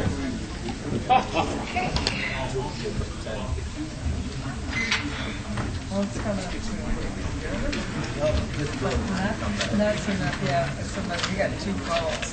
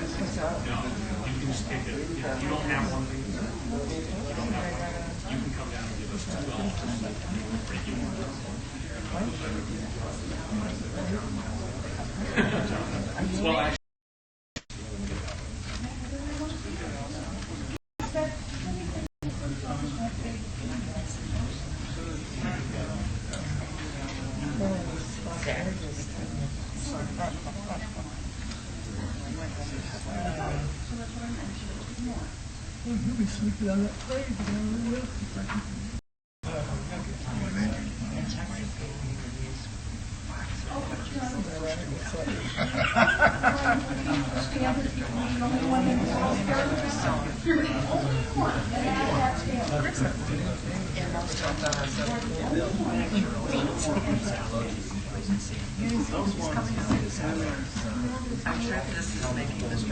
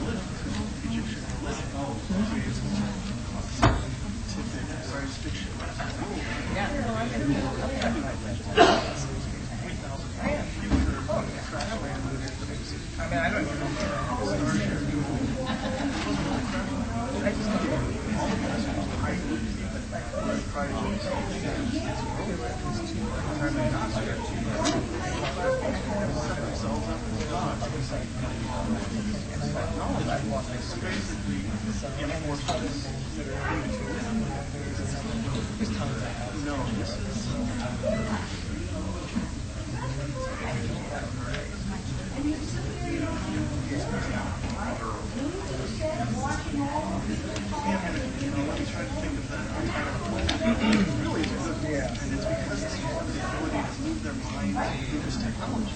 Goes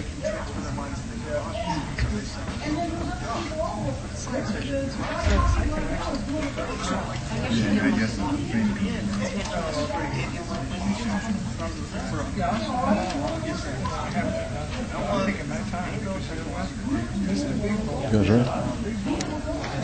We'll begin the meeting in about 2 minutes.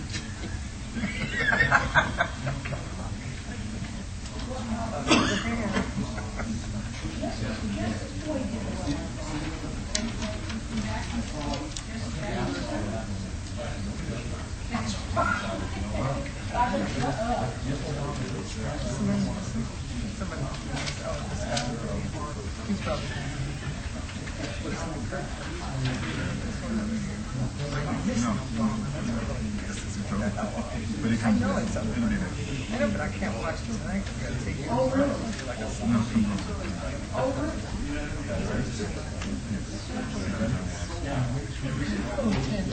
We'll call the meeting back to order. We'll begin with item 25, VAR 28974, applicant owner John Moss, to allow an existing 23-foot-high, 2,080 square foot accessory structure, Class 2 batting cage, where 18-foot-high, 1,785 square foot accessory structure is allowed at 5100 Grand Teton Drive. Please come up to the microphone. Staff? Mr. Chairman, staff finds that this is a self-imposed hardship and is recommending denial. Staff also notes that there is a code enforcement action open on this case, and there were additional support and protests submitted after the printing. Thank you. Applicant? Hi, John Moss, 5100 Grand Teton, Las Vegas, Nevada. Okay. Go ahead. I just want to point out that the surrounding structures around me, I don't know if is this how we do this? This is my first time here, of course. Okay. Okay. Everyone around me on three sides of my home are higher than me. There's two-story houses on either side, two-story house in the front, soccer park with 45-foot tall lights in front of the house. This other picture would show that. This is looking out from the front of my home. You see the soccer park there. So I'm essentially on three sides of my home surrounded by structures actually much higher than my home and the batting cage. Only a couple, well, I don't know how many, but probably 5 houses behind me. Only the houses behind me are lower than my home or the batting cage itself. Okay. Is that it? That's, yeah, the only defense I have, yeah. Thank you. Did you get my card out of your front door today? Thank you very, yeah, I called you. Okay. Thank you. Thank you so much. This is a public hearing. Anybody for or against this item, please come forward. Seeing none, we'll close the public hearing. Comments or questions from the board?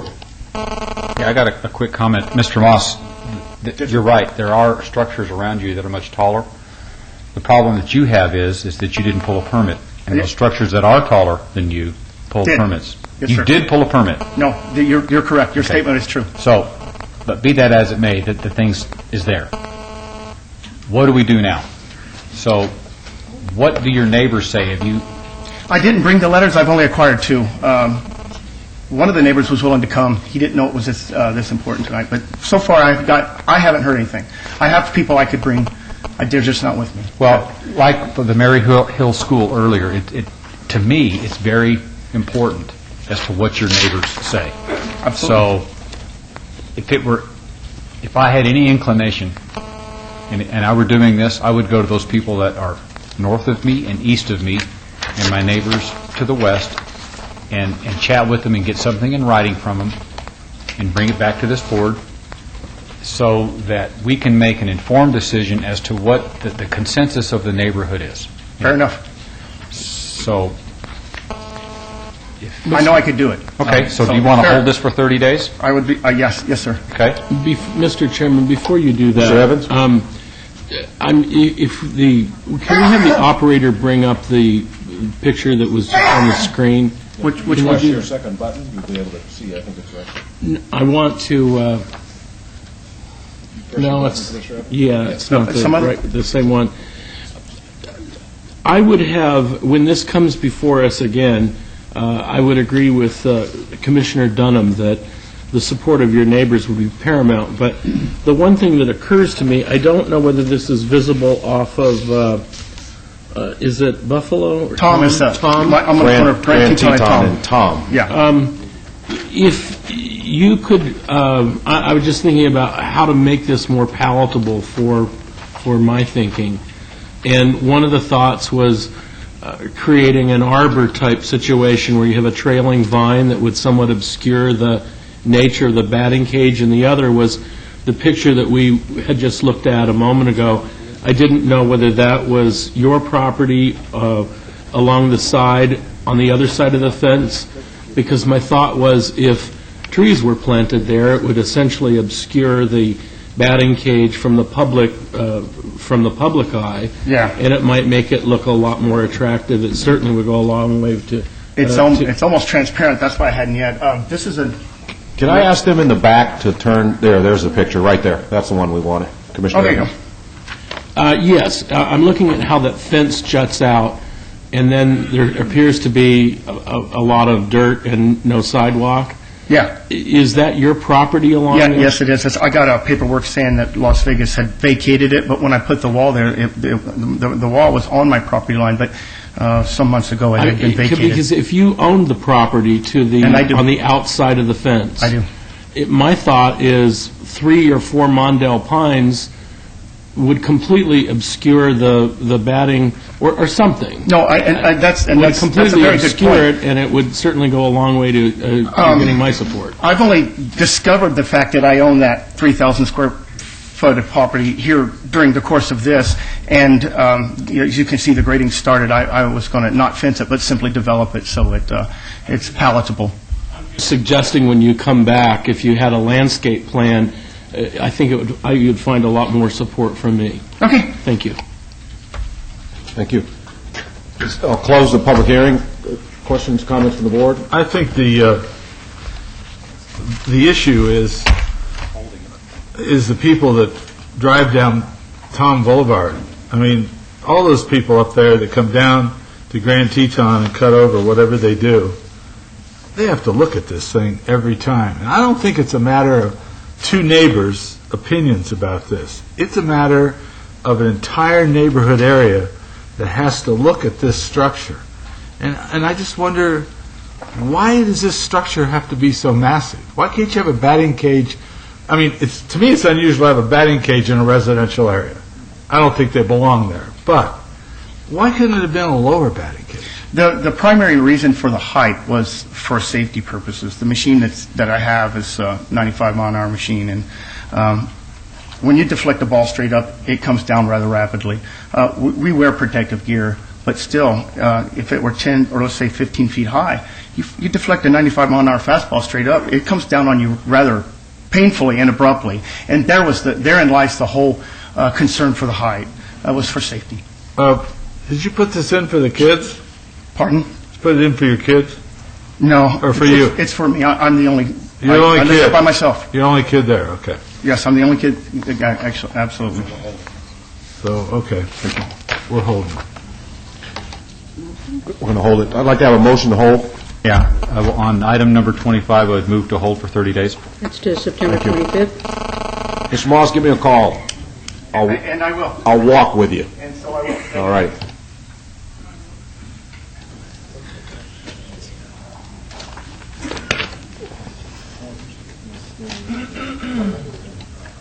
Commissioner Steinman and Commissioner Trowbridge. Voting. It's time for you to get in the cage.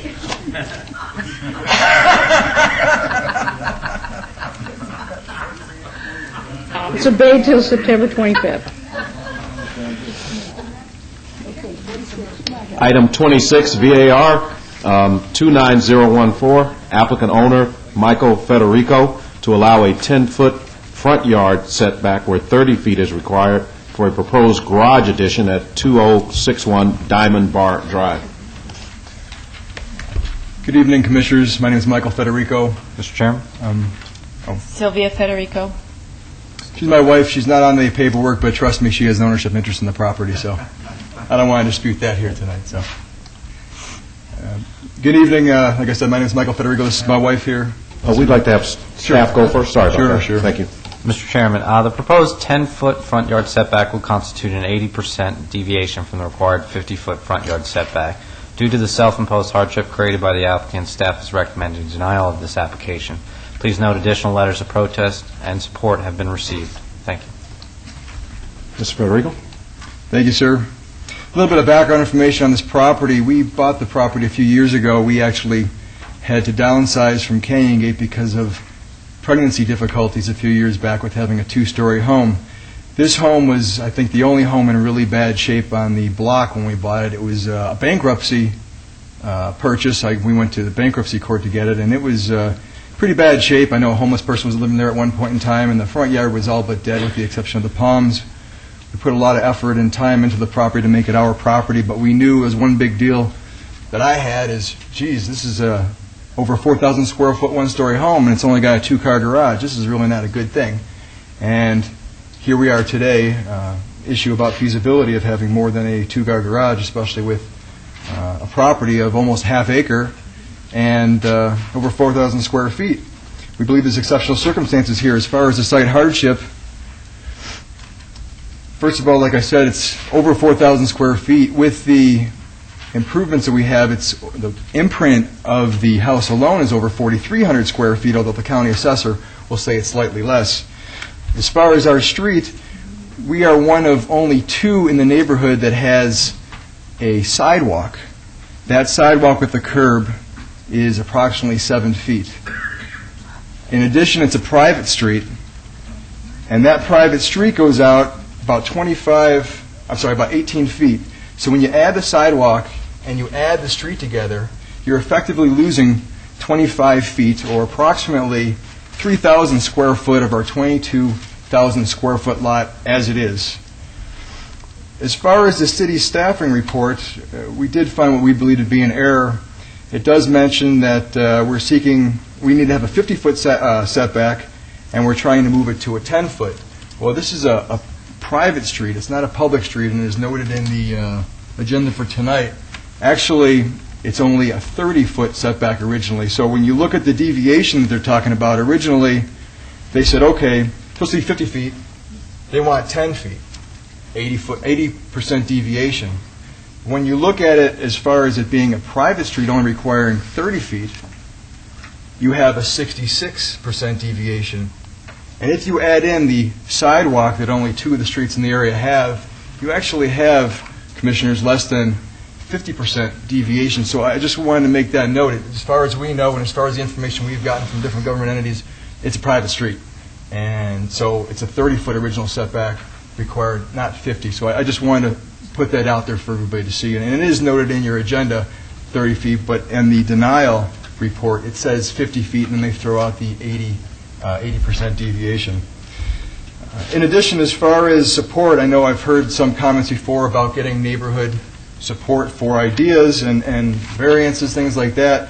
We did some research. 40 of the 160 properties in the area, or 1/4, 25%, have frontal setback variances. We have a house right down the street, about 7 houses down, and we have a photograph of it. And it's exactly what we want to do as far as where this garage would be. Can you put it right on the center there? I'll be more than happy to. I have Thank you. several photographs of... Just put them there, and we'll have the camera pan. There's a camera right up top, and it'll pan right down on top of it. I'm sorry. Perfect. That's on Diamond Bar. This shows, this is one of the homes on our street that does have a variance. Am I facing it the wrong way? You're perfect. Okay. Just And state your name and address for the record. Well, Sylvia Federico, as I mentioned before, my address is the same. Thank you. 2061 Continue. Diamond Bar.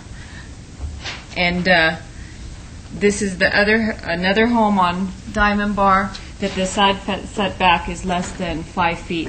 The Diamond Bar and Dana Point and one other street seem to be the only street that do have sidewalks. There are other streets, I would say a majority of 80% of the homes and cul-de-sacs in our neighborhood are private, and therefore they do not have sidewalks. So the fact that almost more than 3,000 square feet of our lot is in the street is a hardship for us. Aside from the fact that we're expecting our third son and a two-car garage, my mother may be moving in to help with the third baby. So that's the other reason that we do need it. We didn't include that in the letter because we were not pregnant at the time, but... And just to go back to where we were, we got off on a little bit of a tangent. As far as neighbors in support, we did seek all of the neighbors. We have the two people on either side, the families on the left side, the families on our right side, they support us. We in total have, and we have an extra set of copies, we have 13 letters of approval from our neighbors all around Diamond Bar, with the exception, I believe, one on Diamond Point. And as far as into the record, 2101 Diamond Bar, 2230 Diamond Bar, 7850 Dana Point, 2211 Diamond Bar, 2220 Diamond Bar, 2200 Diamond Bar, 2221 Diamond Bar, 2000 Diamond Bar. Are those all part of our record? I don't believe you have all of these yet, but it's going to be made right now. Why don't you submit them, and you don't have to read all the addresses. I appreciate that. Let me, if you don't mind, Mr. Chairman, let me ask a question. You've got a two-car garage. You want to add an additional two-car garage. Yes. The illustrations that I'm looking at show that you have a garage, I think, on the right side. Right or the northernmost side, correct. Okay, and you want to basically mimic that on the other side. Correct. And the issue is that it's too close to the street, is that right? As far as the variance, correct. Okay. And go ahead, I'm sorry, Commissioner. No, I'm just, how much different would it be from the other garage, the other side? The other is a 30-foot setback. So this one would be? A 10-foot. A 10-foot. And not including the curb, which is 7 feet, so that would be 17 feet. And my question is, would it look weird, I guess? We This have is the picture. And I would defer to Commissioner Steinman because he's our resident expert on these things. We have a proposed drawing of the We have house a- and how it would look. It's a very attractive-looking house. I'm just kind of perplexed that you want to add an additional garage. Your explanation sort of makes sense. Well, Commissioner, the uniformity of the property, if you look at the property the way it is now, what you have, I guess, almost instead of a garage on the left side, is you have protruding out is our two bedrooms, two of our four bedrooms, our children's bedroom, and then the proposed mother-in-law's bedroom.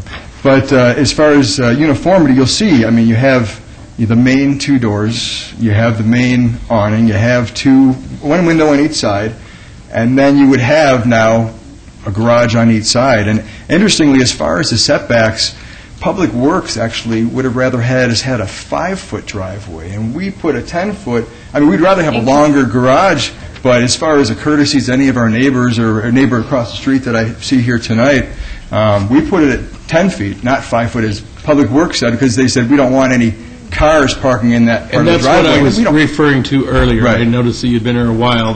The Public Works says you've either got to have it, they don't want it, they'd rather have it too close or far enough away. The idea being you don't want a car sticking out into the street. Right. My question is just the aesthetics. If your neighbors are okay with it, quite frankly, I think that garages in the front of the house is the most prominent feature, is a real poor architectural design. But it looks like it sort of balances out. I would tell you that on... We have 121 feet in the front. Our front yard is 121 feet long, so there is no way that this would be a large portion of our garage. It would be... You want two garages on each side of your house? Yes. 4-car garage, 2 on each side? Yes. Okay, and I'm just making an opinion. I think architecturally speaking, garages is the most prominent feature of a home is short-sighted, but that's just my opinion, although there are a lot of good architects that agree with that.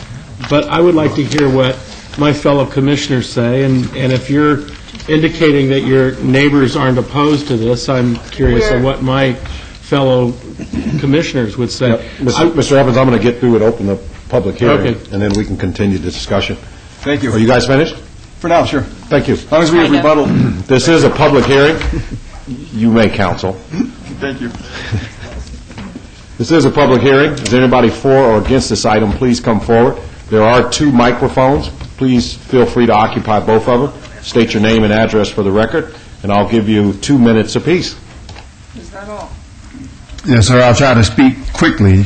My name is Dr. William Downey. I'm a 25-year resident of Las Vegas, 15 years at 2100 Diamond Bar Drive. I would like to go on the record to say I am vehemently opposed to this.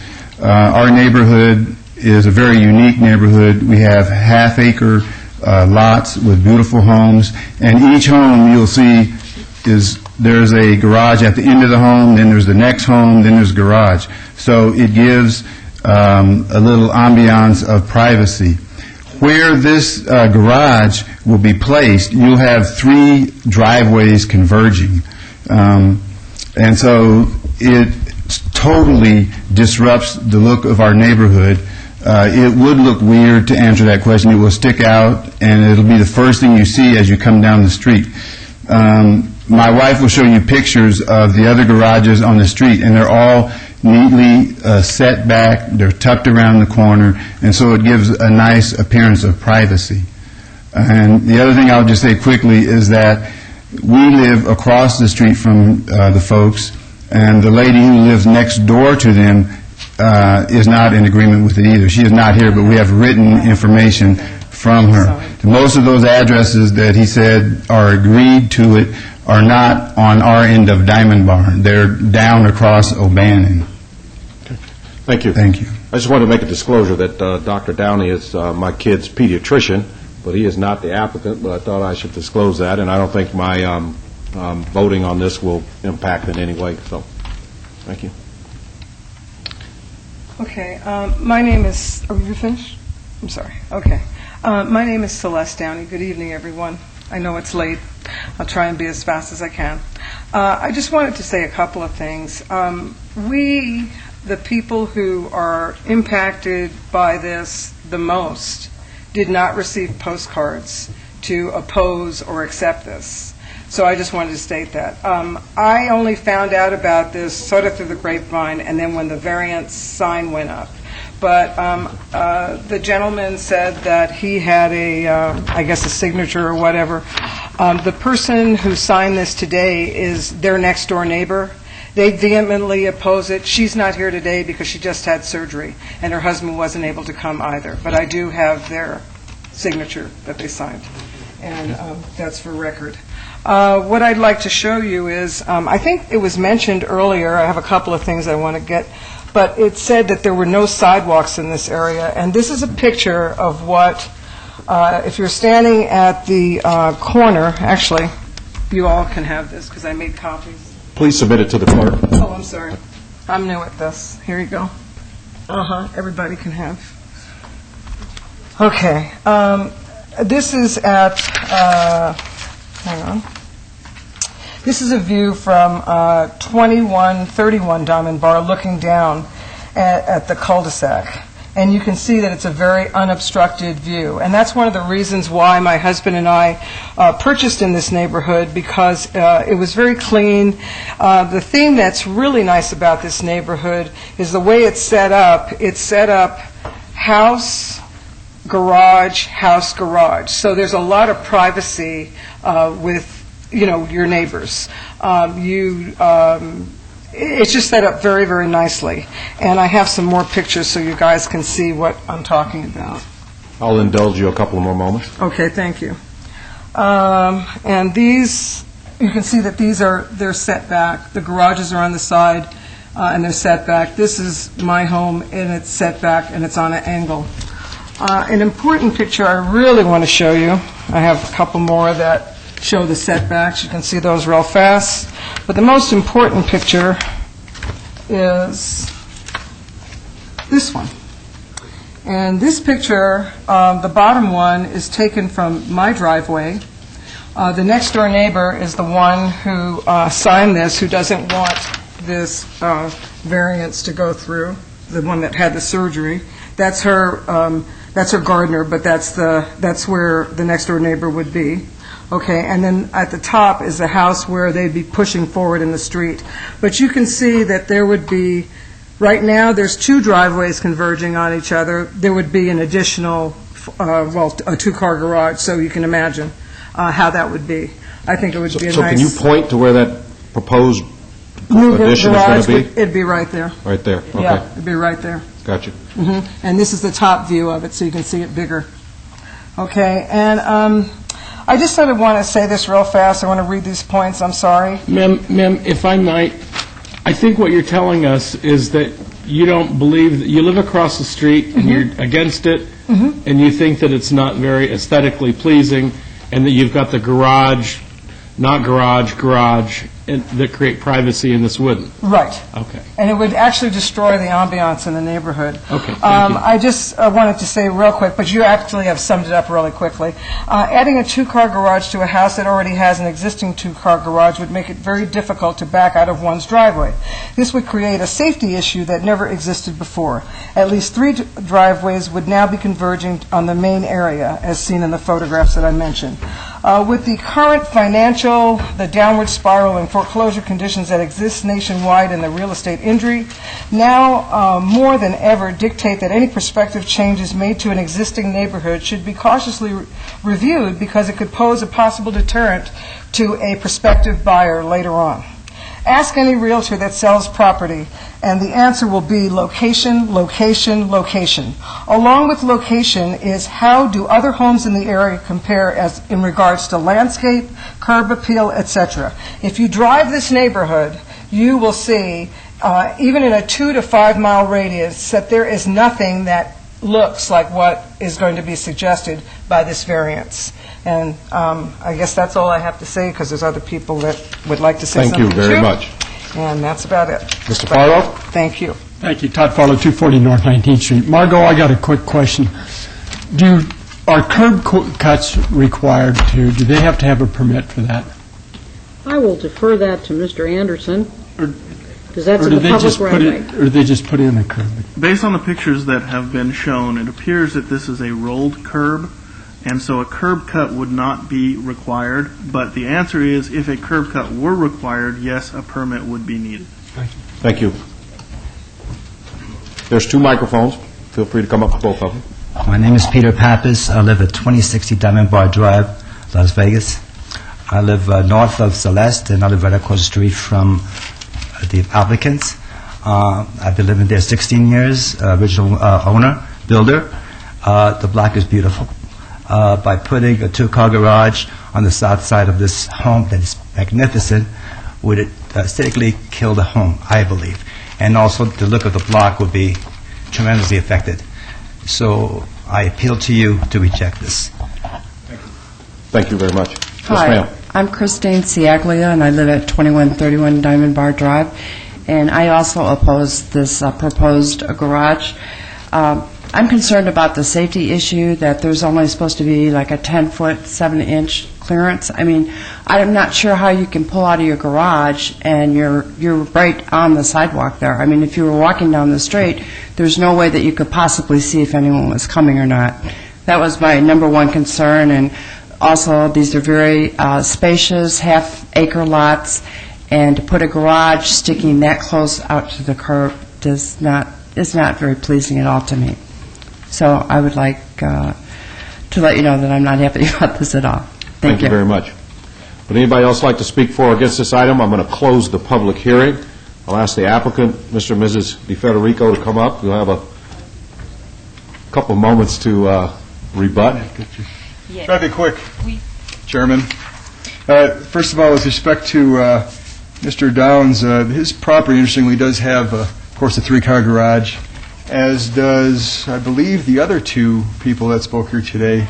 Yeah, we have a 2-car garage. I'm not sure about the Pappases right across the street, because their garage is all the way in the back, because they, interestingly enough, have a variance for a backyard setback if they come here and oppose our variance today. As far as... we don't want to get into that. Yeah, of course. No, but But there are- As far as the doctor's wife, she made mention of our next-door neighbors that were very close with the DiBiase's, and the top page right here, and we talked to her about this. She was the first one to approve this, as far as we were concerned, and she actually told us a few days ago that the doctor's wife tried to get a hold of her, and she called us saying, "I wonder what she's calling me about, huh?" I personally dropped off a letter to each neighbor. I spoke with Celeste's son, so I'm not sure why she would... The other thing We're not going to get into neighborhood. Absolutely. No, I know. But the other interesting point, as far as, I guess her name is Celeste, is she said that she had no idea. She found through the grapevine. Well, actually, my wife walked door to door, and she walked over to that house to make sure and to see if we can get approval from them, too. So they found out at least one source through my wife. I just want to make that clear for the record, because I didn't hear that from her, and I wanted to make sure the commission has full information, that we're not trying to hide anything or leave anybody out. And like I said before, we have both of our next-door neighbors. We're very good friends with them, and they were all for it. Especially the DiBiase's were the people that we met, that we used, I admit, their garbage service the first week, because we didn't have our service yet to get rid of some of the junk in that yard when we were moving in with the But, Mr. bankruptcy. Federico, I think what you may need to convince this commission is not the conversations that you had with your neighbor and who said what. I think you may want to stay to the request of your If I may. application, which is to allow the 10-foot front yard setback where 30 feet is required. Yes. That's where you need to make your compelling argument. If I may, we do have alternate plans to include a side entry to the garage, which I've placed right here. So it would still need a 10-foot setback, but our driveway would be not a 10-foot driveway. It would be a side entry where we would have our front door here. The neighbors would not have a view of a garage. It would be a curved driveway. It would have no problem with any cars parking on it. And Mr. Federico, It would be the same setback. you have an Like I alternate. said, she's an owner, yeah. You have an alternate plans. We can't design it at the podium. No, but So what you need to show the us setback is, requirement is the same. ma'am, let me talk. Absolutely. And then you can talk. Thank you. Okay? That's how it's going to work. Thank you. Okay, thank you. Show us the plan that you're going to submit and you want us to pass. You can't come up and say, well, I want to show you this one, and if this one doesn't work, I want to show you this one. We would like to see the plan that you want us to approve tonight, and we'll make a decision on it. I understand. And that is the one that was submitted to Yes. staff. We were just trying to work with our neighbors. If they had any issues with the garage being on the front door, we can put it on the side, and the setback would be the same. The plans would be the same. The garage door would be facing on the side. And that's all I was trying to point out. But that's not the issue, though.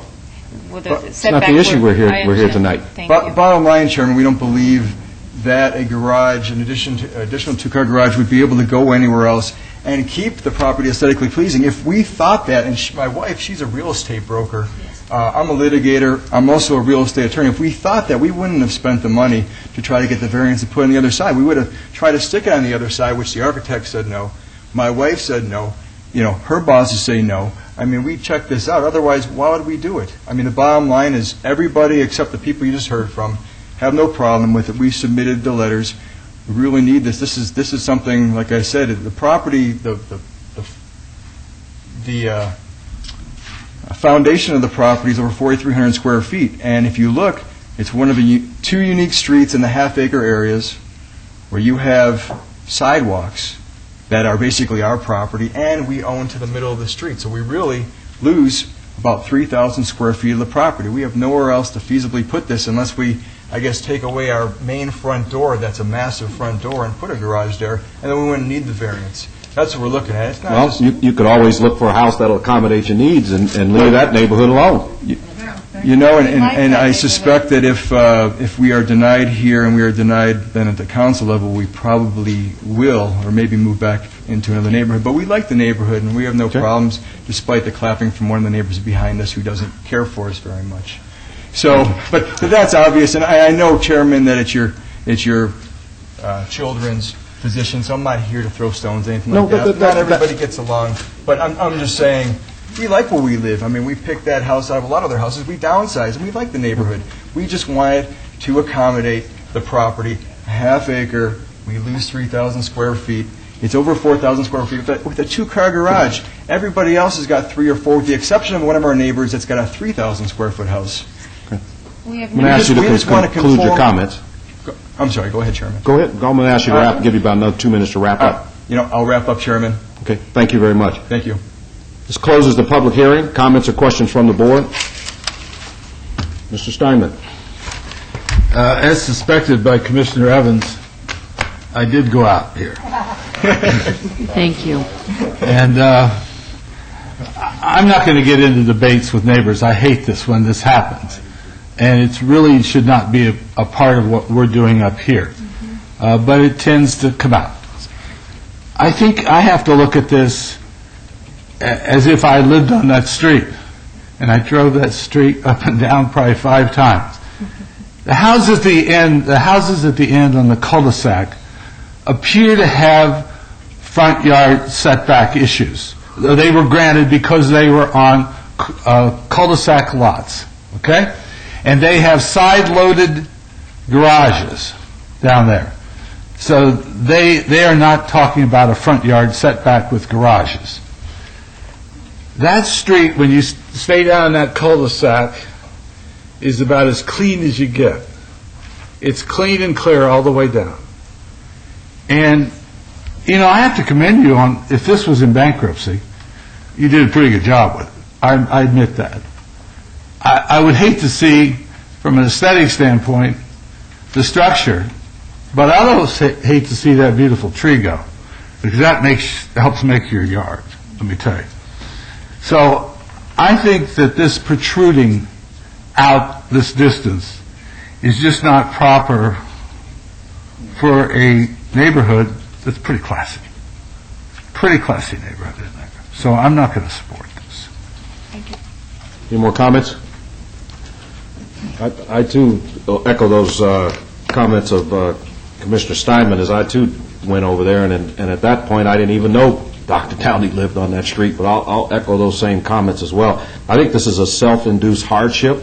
I think this neighborhood is well established. All the trees and growth in there are mature.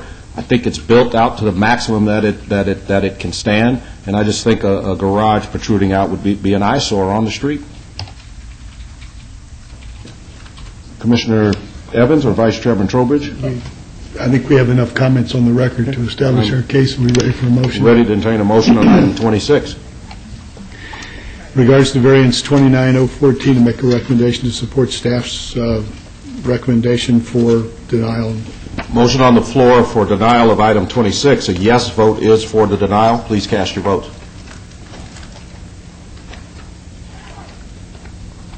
And that motion has passed. And that denial is final action in the absence of appeal to the city clerk within 10 days. Thank you. Thank you. Take care.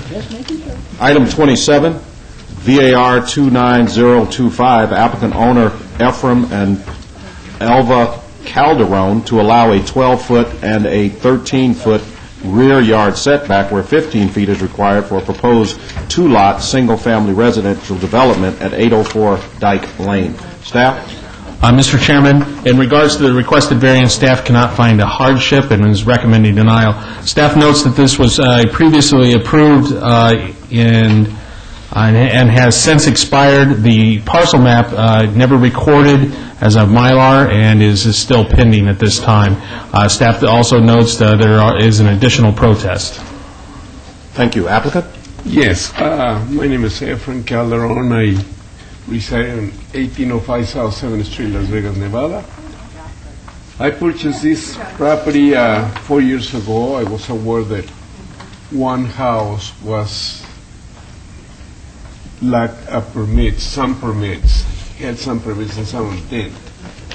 And ever since I bought it, I went to the architect and applied for the rest of the legal permits that I needed on this home.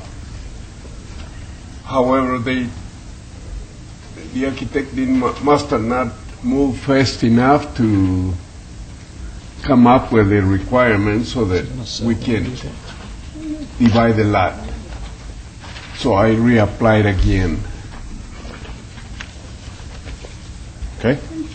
Is that it? Yes. Okay. Thank you very much. This is a public hearing. Anybody in the audience for or against this item, please come forward. Seeing none, we'll close the public hearing. Mr. Chairman? Mr. Evans. If there's no discussion, I think that the gentleman is asking for a 12-foot and a 13-foot rear yard setback where 15 feet... there's another item that I also... Mr. Calderon, go ahead, let the commissioner speak. Oh, pardon me. And then, Pardon me. yes. Yeah, you're seeking a 12 and a 13-foot rear yard setback where I believe 15 is required. It's only a couple of feet, and it's in the rear yard, and I think the gentleman has made a good argument, and if there's no discussion, I'm prepared to make a motion for approval with all the conditions. Okay, motion on the floor for approval of item 27. Please cast your vote. And I would note that is a rear yard setback, so I think there's Correct. less people impacted by that. Thank you. Okay. And that motion has passed. Thank you. And that is final action in the absence of an appeal within 10 days to the office of the city clerk. Items 28 and 29 are related items. Item 28 is VAR 29028, applicant owner Harmony 2 LLC et al. To allow 43,996 square feet of open space where 50,094 square feet are required for a 70-lot residential subdivision on the east side of Tonkinzie Avenue and Hualapai Way. Item 29, SDR 29026 for a 70-lot residential subdivision. Staff? Mr. Chairman, the developer is proposing to add an additional 414 square feet to the existing lots, as well as add 2 additional lots from what was recorded by the final map. Subsequently, the amount of open space located directly in front of the entryway to the community from Hualapai Way has been reduced by 6,098 square feet, or approximately 12%. As the developer is seeking the benefit of higher density and flexibility in design, meanwhile not providing the required amount of open space to benefit the community, staff has recommended denial of both of these applications. Thank you. Thank you. Applicant? Good evening, Laura Drea, Law Offices of J. Brown, 520 South 4th Street, here on behalf of Harmony 2. I will use an aerial photo currently in lieu of a site plan to illustrate the existing conditions of the area. The subject subdivision, I've hatched that in yellow.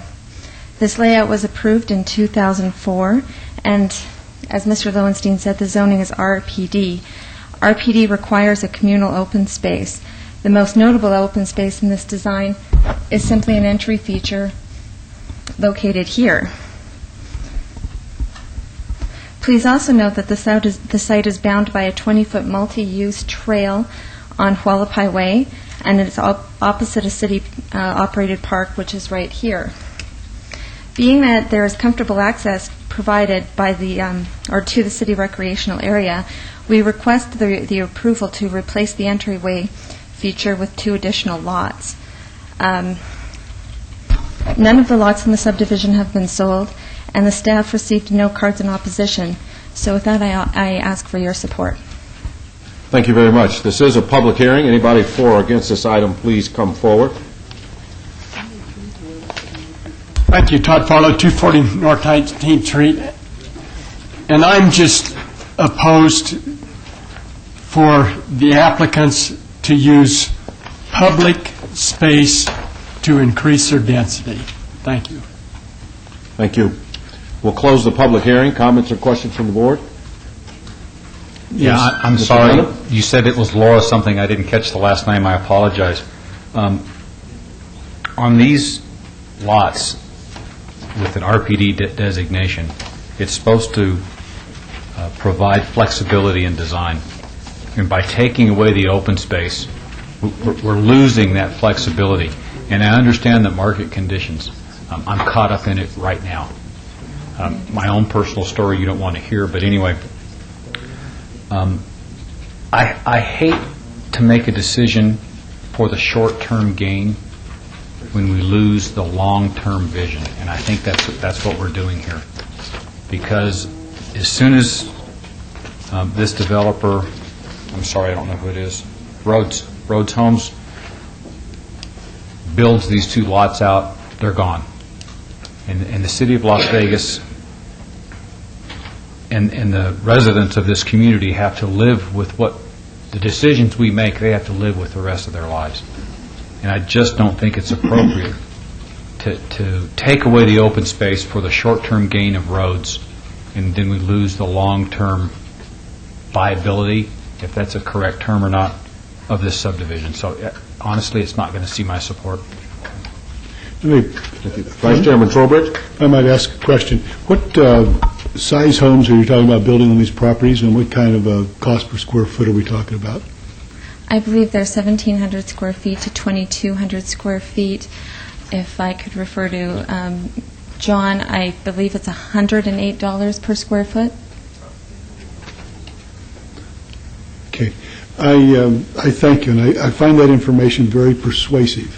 And the reason is because we go to great lengths to identify locations where we can provide workforce housing. And in the $100 plus a little bit range, that definitely falls in the workforce housing realm. Is this development to be HOA? It is, yes, and Okay. I'm glad you So brought... now we've got competing goals here, and Mr. Farnan, please bear with me. I would be the first one to oppose waiving any open space. But in the circumstances that we're dealing with here, where we're trying to provide affordable housing, one, and part of it affordable housing is how much it's going to cost per month. And if you've got not only the purchase price of the home, but you've also got the ongoing homeowners association maintenance fees, that drives the monthly cost to a working family up. Now, in this particular situation, because of its proximity to the park, I think that the reduction in the green space is more than justified for two reasons. One, because of the accessibility of the residents of these homes to the public park that's across the street. That's very significant. And the other is because it will reduce the monthly cost to the people that are going to live there. And so I don't really have any problem with this waiver of either of these items at all, so I'm going to support them very strongly and would be an advocate of the proposal and a continuation of this philosophy. Any more questions, comments by the board? I totally Mr. concur with the commissioner who just spoke on this matter. He's right on. To have a little bit of green area in an entrance in this kind of a development and be able to walk across the street to a park, a nice park, just doesn't make a lot of sense. And I'm going to support it also for that reason. One more point I want Vice to make. I'm sorry, and that point is that when you waive the green space requirements, that doesn't mean it just goes away and they walk away scot-free. What it means is that they have to make a contribution to a residential construction tax fund, and those monies are restricted for use on building a public park. And so the money that they save by having 2 additional lots and the lower ongoing HOA fees, that money goes over into building the park even nicer or bigger. So that's... I'll entertain a motion on item 28. Chairman, before you take a motion, just to disclose, I met with Mr. Brown and his associate and discussed this project. Substantially, what has been put on the record is what was mentioned to me. And I think all of my commissioners' comments really resonate with me, even though they're different. I would remind the applicant, even though this is a relatively minor deviation, and it will see my support, the RPD concept, which the staff referred to and my esteemed colleague, Commissioner Dunham, mentioned, was to raise the bar in residential development. The developer gets additional density, ergo likely more profit. But the city and the community is supposed to get a better design, more innovative design, a pedestrian orientation, and in some cases, open space, which doesn't have to be a park, but the green belts and all the other features that make a community sustainable. I also agree with the argument that there's a park across the street and that much of the recreating that may be done within the community would be done there. But I think there's a lot of other issues and reasonings behind the philosophy of the open space requirement.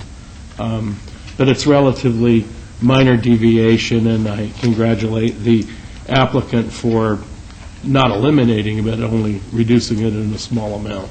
So my comments. Thank you. Thank you. Motion on item 28. I'll make a motion. Number 28 to VAR 29028, move for approval, subject to conditions. Motion on the floor for approval. Please cast your vote. No, we'll put it before council. Commissioner, That motion has passed. Item 29. 29, SDR 29026, move for approval, subject to all conditions. Motion on the floor. Cast your vote for approval. That motion has passed. Goes forward to council on October 1st. Items 30 and 31, related items. Item 30 is VAR 29242, applicant owner Frank Sweeney, to allow one off-street parking space where 3 off-street parking spaces are required at 2621 Brady Avenue. Item 31, SUP 25031, for a halfway house for recovering alcoholic and drug abusers with waivers to allow a 300-foot separation from an existing group residential care facility where 1,500 feet is the minimum separation distance required, and to allow a 6,136 square foot long where 6,500 square feet is minimum required.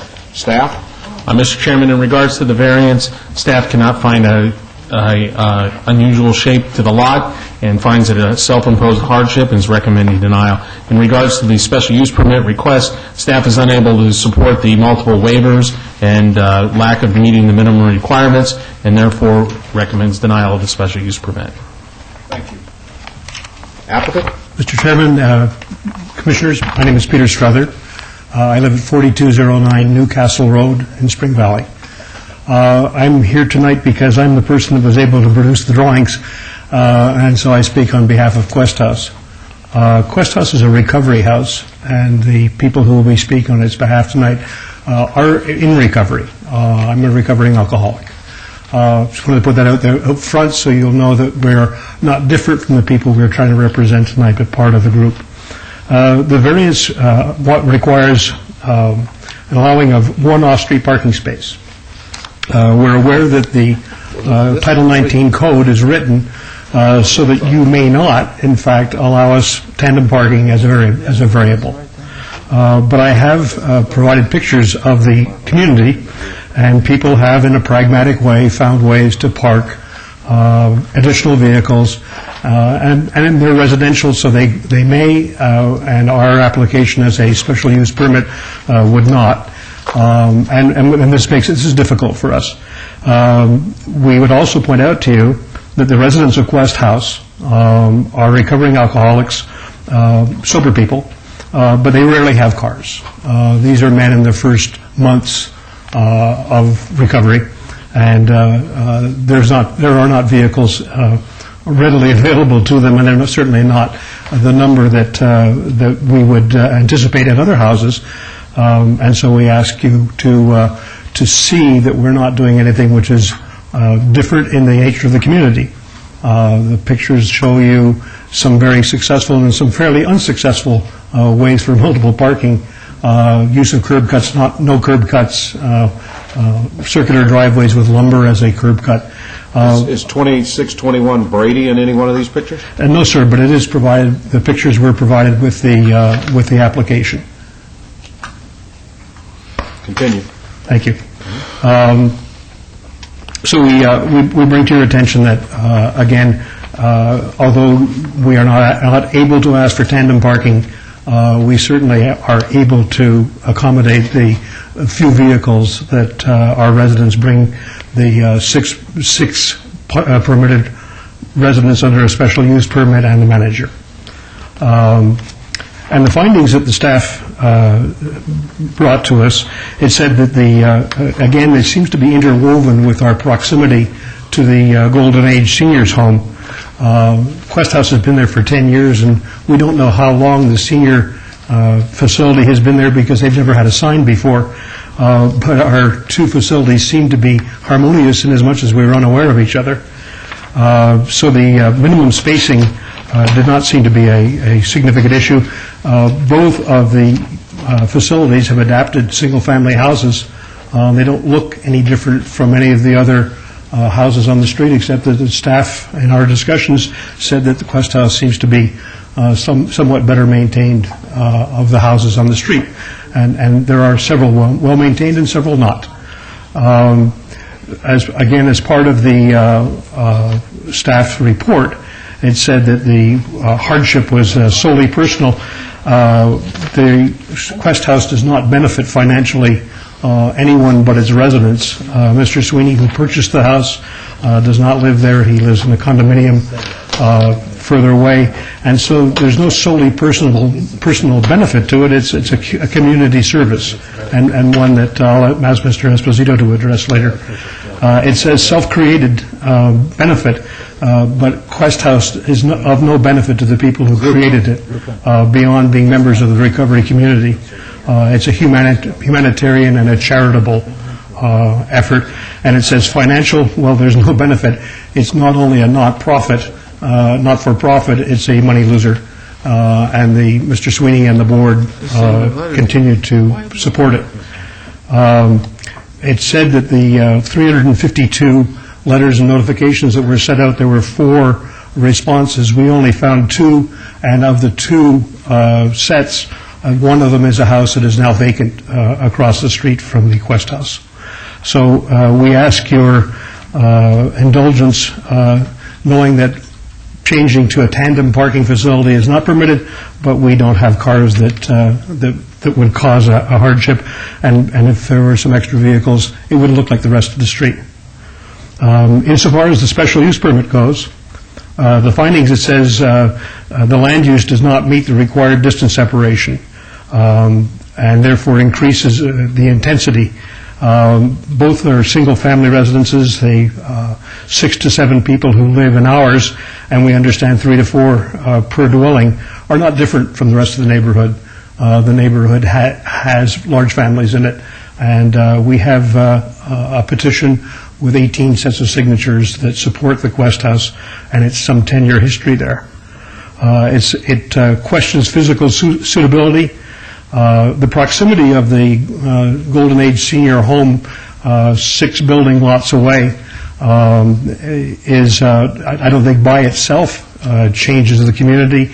Again, they're both still residential houses, and so their low-key use would not seem to be unsuitable. This is a recovery house. It is not a treatment facility.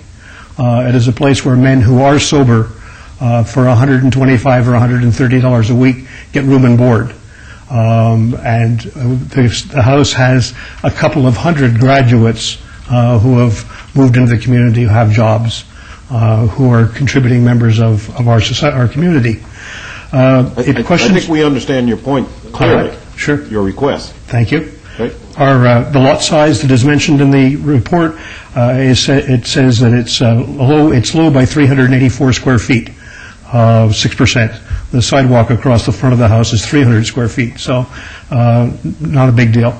The traffic issue is addressed as being fine, and then the item 4 on the staff report says the congregating of group homes, separation distance. We would suggest that there is no substantial increase in intensity in the community.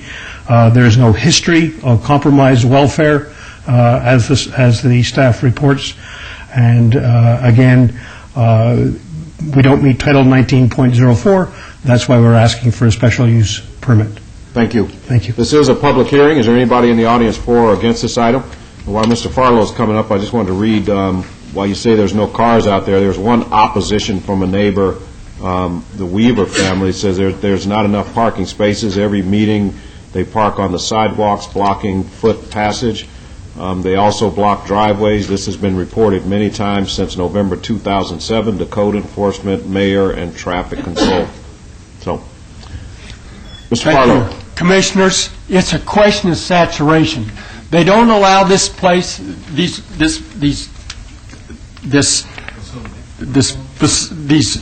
group homes, this density of group homes in any other place. They all want to take them over in my ward and dump them down there. There's a problem here. The other thing is somebody is making some money on this. I mean, the guy's not making. I mean, you can't. The guy lives in a condo someplace. Somebody somewhere is making some money. And again, I mean, it's a matter of saturation. And don't bring these saturation issues to my ward. Take them someplace else. Take them to Summerlin. Thank you, Mr. Farlow. Mr. This Chairman, is a may I public ask- hearing. Is there anybody else like to speak for or against this item? Please come forward. We'll close the public hearing. I would You like can Mr. re- Esposito to speak on our behalf, please. You can have a couple of moments to rebut. Mr. Esposito, name and address for the record. Hi, I'm Joe Esposito, and I'm chairman of the board of Quest House. My address is 8381 Plum Creek Court, and probably the most important thing I can share is that I'm 37 years sober. I've been active in AA since 1972. That's the only thing I know about recovery, and the most important thing. I'm a volunteer chairman. We actually, at Quest House, we have more board members than we do residents. That's how important one person in recovery is to us. I come from a pretty successful career.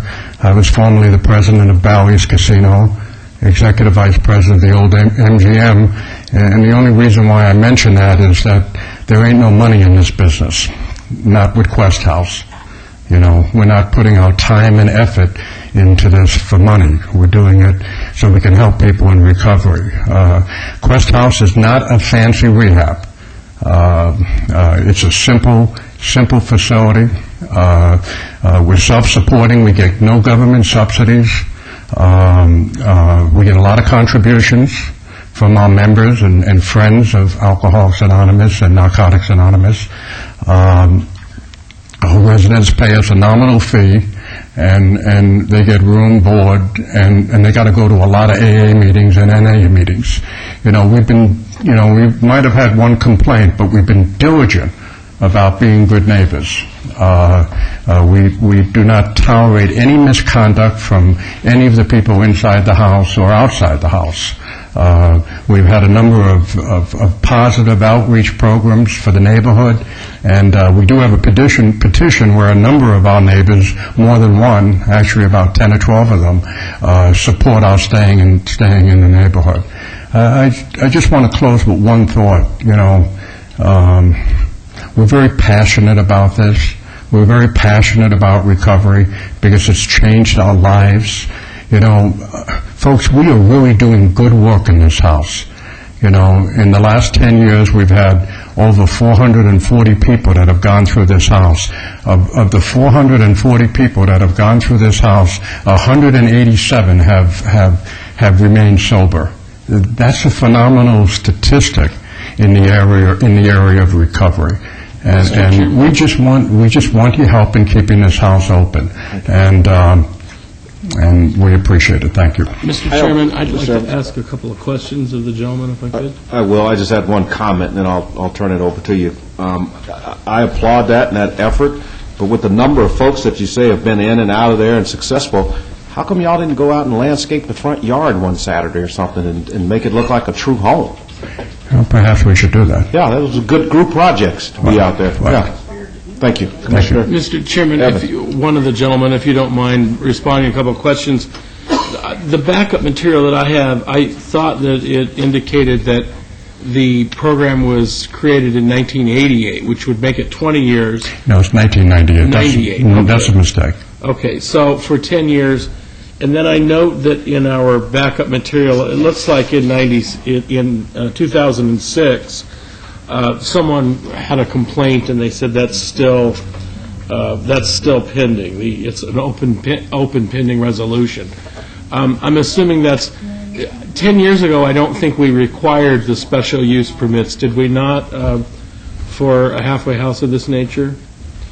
I believe 10 years ago, a halfway house for recovering alcoholics may have been classified as another use. I would have to do some research to confirm that. Because I remember there have been a number who have come forward to this board over the number of years that I've been here seeking to come into compliance.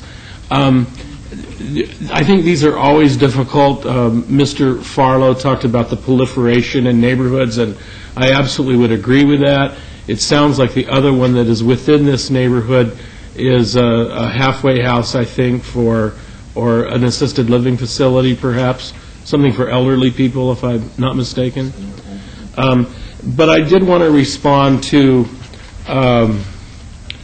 so would it be your contention that you've been there for 10 years and have had few complaints? Is that what you had said? Yes, he's nodding yes. Yeah, our intention is to correct what we need to correct, and I don't think the complaints have been an issue from the neighbors that greatly. I did want to respond to one of the statements that someone sent back in the mail for the notification of this item. He or she writes, one of your neighbors writes, in part, our children don't need recovering drunks and drug users in their neighborhoods.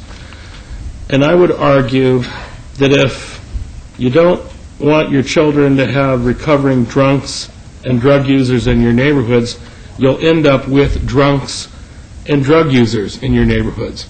The key here is recovery. I think I have to applaud you all for creating programs like this, and in the absence of programs like this, we have problems with drugs, drug abuse, and alcoholism. And I don't know a single person whose lives on some level are not touched by family members who have problems with drugs or alcoholism. It's not an alien species, it's our families. So I'm absolutely in support of the concept of what you're attempting to do, and it sounds like you run a really good program. But we have to look at this from a land use perspective and whether or not it meets the criteria. You need a special use permit, and the problem, I think, is that our code requires 3 off-street parking spaces and you only have 1. And quite frankly, that's not a hill to die for as far as I'm concerned. Just to get back, we're not insensitive to someone who says we don't want, alcoholics or drug addicts in our neighborhood. The bottom line is that, we're in a controlled environment. The people that are in our house are, they're not actively using. In other words, where there's an uncontrolled environment, it's a heck of a lot more dangerous than our environment. Our environment is a fairly safe environment, and we don't tolerate any misconduct. As far as the variances, Are you guys currently licensed now? Are we licensed? Yeah. Peter, are we licensed? Yeah, we have an attorney here, and, I just do the outreach work. I don't... Because I'm looking at the history on this all the way back to 03. All the code enforcement inspections, when you get down to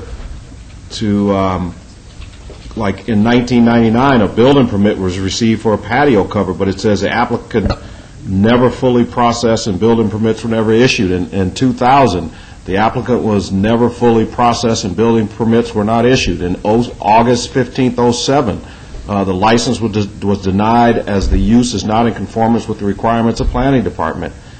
Even on, as early as August 5th, there was an inspection out there. So are y'all legally operating out of that residence? Because we've got a bit of a catch-22. Because you're telling us to get your license, you need to have a variance for parking? Yes, that's right. And that's all that's holding us up. Okay. We had 2 houses, one next door to the other, and we spoke with Commissioner Reese, and he said he'd support us if we. Councilman Reese, excuse me, and he said he'd support us if we closed one house, and we did, and then we've submitted our plans to you folks so that we can get legal, and then as soon as we get legal, we'll have a business license. Wow. Okay. Public hearing's closed. Comments or questions from the board? Yeah, Mr. Chairman. Mr. Truesdale? One comment you made earlier was, why isn't it landscape? Hey, applicant, please stay up at the podium. I agree. We need facilities like this, and I know you've got a lot of clients coming through here. But to me, to support the SUP in group homes and halfway houses, is they should be the shining house on the block. I mean, it should be a privilege for your clients that they're in this house setting, they're in this neighborhood setting, they're recovering. But the obligation to maintain the house and its position within that community should be a higher standard for us, because it should be the most landscaped, the most maintained, keeps people busy, and it makes it easy for me to explain to the neighbors down the block, well, this is a good use in this neighborhood because they're the best thing on the block. And it's not difficult to do that, but every one of the items, every time we see a house like this, almost every time I've seen one come through, it's usually dead landscaping, disrepair, and it's amazing to me. Because if you've got 5 or 6 grown men in there, if they all put an hour a day, the place would be, wonderful, and I would be the one saying, hey, the neighbors need to raise their their standards to yours. And that's why I have a problem with the uses. Commissioner, if I may, that picture really doesn't do it justice. Put your name and address on the record, please. Brian Fisher, 2986 Bel Air here in Las Vegas. The picture really doesn't do it justice. We had shrubs and grass there, and someone suggested we did desert landscaping. It looks like bare dirt, but it's desert landscaping. It's colored rock. There's rocks there, and the house is freshly painted. It's really pretty well done. But it's August 5th, and this is taken in the daytime, and I know it's warm out. It was warm today, right. And the front window's open. Does the air conditioner work? Yeah, the air conditioner works fine. But we could correct the landscaping in short order. And that's my problem with the desert landscaping, when everybody thinks they're going to xeriscape, and the end result is it's ugly. It might have started out really nice. My thought is that if you can commit, in my opinion anyway, if you can commit to some substantial landscaping, you could have pots with stuff in them. Xeriscaping, I hope you didn't get approved for the Water District's rebate program, given that one. You did? Absolutely. Well, because in my mind, that's all the more reason why that's not compliant with the way I read their rules.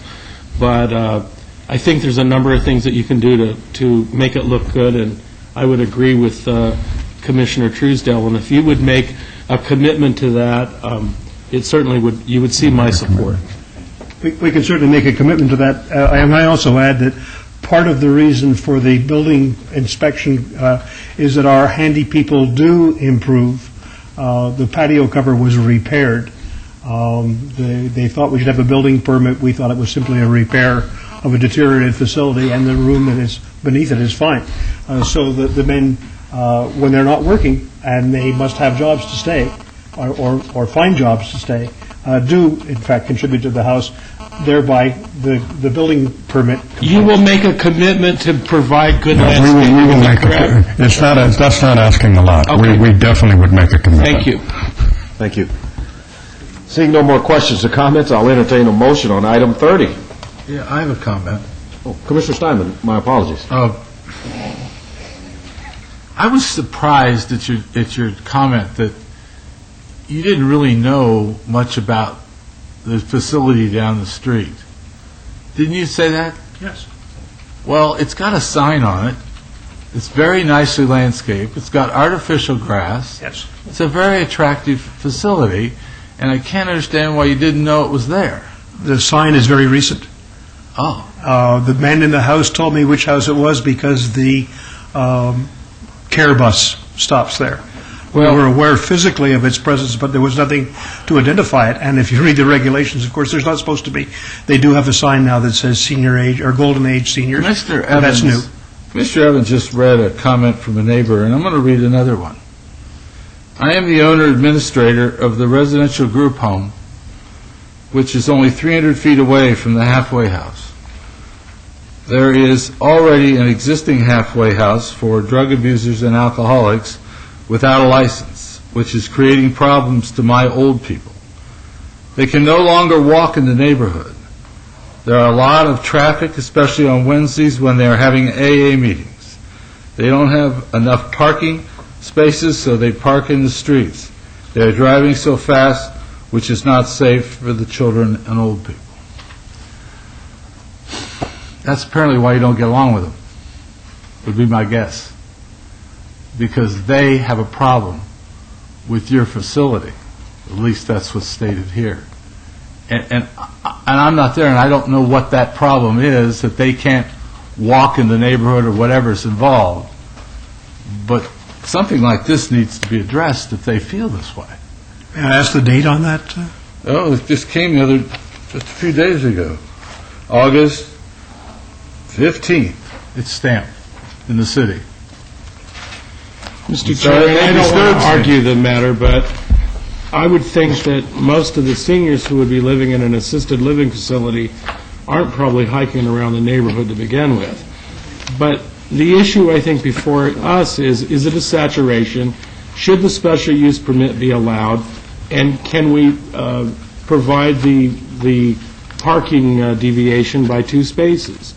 I'm a little frustrated because, all of these require some degree of harmony in a neighborhood, and you got one group all night long. We've seen groups outing each other. And, how do we become good neighbors? But the reality that for me is that it seems to be a good program. It seems to be well-run. They've made some commitments to fixing up the landscaping and being a good neighbor. But I would argue again, in neighborhoods near mine, if you're recovering alcoholics and drug addicts are living in this facility and trying to become assimilated back into to become productive members of our community. The alternative is people getting high and stealing the copper off of roofs and doing all kinds of mischief. So, what is it? This house could easily have 7 people living there who are stoned and drunk all the time, creating mischief. It wouldn't require a special use permit, and we would have no recourse other than if there were a public nuisance. So I don't know what to tell you. Let me, Vice Chairman, ask a couple of questions here. The business has been operating over there. The paperwork said 88, but you say 98. So you've been operating for 10 years without a license. It doesn't sound too good. You've got, and I'm not making a value judgment based upon social service type issues, whether it's needed or whether it's being done well or whether it's affordable. That has no play here. It's just strictly land use. So we've got a business been operating for 10 years illegally. We have got 3 code violations that have been issued. 1 is still open. Something seems to be going on at that facility that is beyond even the halfway house activity, where you have a conglomeration of people coming in for AA meetings. Are we having ongoing monthly or ongoing weekly meetings or daily meetings for AA there? How many people are coming in? Well, more than the residents. That's what I'm speaking about. Yeah. That's where all the traffic and the nit parking and all that comes from. Yeah. That type of activity is not what's covered under having a halfway house. If you're having outsiders come in that are not residents of that particular address, you're running another illegal activity.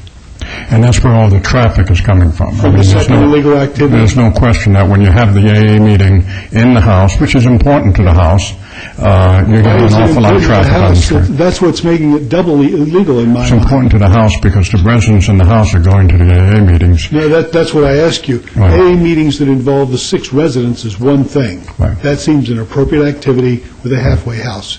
But if you're bringing in outsiders, right.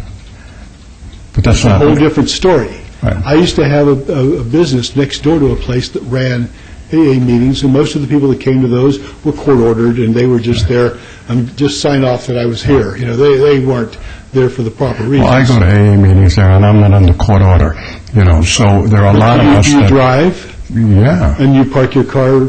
You take up the one legal space. Yeah, I park my car. Everybody else is doing it illegally. Yeah. I mean, maybe what we have to do is looking at reducing the AA meetings that are held at the house. How about totally eliminating them except for those that reside there? Yeah. And do you have board members there, board meetings there? Normally we don't have the board meetings there. Normally means once in a while you do. The times that you do have, now the parking issue is what I'm beating you over the head with, and I apologize if I'm... I just want to say something. We were this this man, Frank Sweeney, came here and sold everything and started this house. He's a saint. It wasn't the most professional, most professional way to do it. But on the and this is what we're trying to do now, is we're trying to kind of get our ducks lined in a row, and we have a lot of problems. But the fact remains is that this is probably one of the most successful facilities, not only in the state, but in the country. You're back to arguing the need and the quality of the programs. No. When the gentleman that said that somebody must be making money on this, we're all a bunch of, this is not my profession. I'm not talking money either. I'm just talking, where are you parking? How many people do you have there, and what activities are going on that are beyond a halfway house? And with that, that's where you're getting yourself in a lot of trouble in my book. And I couldn't support the continuation of the program like it's being run. And with that said, Mr. Vice Chairman, with those additional uses that are going on in the house, I'd like Director Wheeler to outline what's allowable and what's not. So, if I Director may, Wheeler. Thank you, gentlemen. The facility that's being requested, which is the halfway house for recovering alcohol and drug abusers, if I'm not mistaken, that's a residential use only. It is not for outside meetings. Is that correct? That is correct. It does not cover treatment, which the meetings facilitate. Right. So those meetings are not allowed in this facility regardless of whether or not this SUP is approved. Thank you. So it sounds to me like the meetings and all of that stuff needs to go in a commercial center somewhere where folks can come. And I don't have anything, it's one of those tough issues, but I think this is the type of stuff that erodes a neighborhood rather than helping the neighborhood. Because I'll give you an example. The ward I represent, Ward 5, on Sunday mornings we have to deal with a homeless population that trickles through the neighborhood, pushing baskets and carts to go to the 95 churches that feed the folks. The churches have a good intent to help the people, but they don't understand what the repercussion of that does when families won't allow their young kids to be out in the yard playing or anything because they're scared to death that these strange men and women too are walking through the neighborhood. And when they walk through the neighborhood, depending on what day it is or what their need is, they're breaking into houses, they're loitering in front of people's houses, on the side of the houses. So does that help the neighborhood or does it hurt the neighborhood? And that's my issue with it. I think these type of uses need to be on a campus. I always said if you want to stop drinking, you can't go to the AA meeting next to the bar. There's too much temptation. It's too much temptation for something to happen. So that's just my take on that. Any more comments by the commissioners? Yes. If we can approve this, Commissioner Dunham, how long would the variance be granted? Can we put some kind of condition like a year or something like that? On the SUP? On the SUP, yes. And that would give them enough time to get the Director Wheeler? Inappropriate activities out of there. That would win me over. It would be fix your parking. Right. The SUP itself would not go away in a year. What you would have is a requested review of that SUP. Okay. Commissioner Dunham? If we're going to put a one-year review on it, I'm going to support it, because I think there's lots of good arguments for and lots of good arguments against. And these gentlemen have made commitments, and I think they need to be held to their commitments so that we can continue to ensure that this neighborhood does not erode. Thank you. Thank you. Motion on item 30, please. Mr. Chairman, I'm prepared to make a motion on item number 30.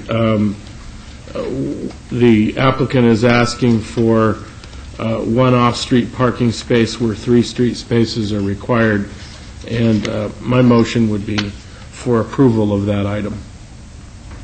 Motion on the floor for approval of item 30. Please cast your vote.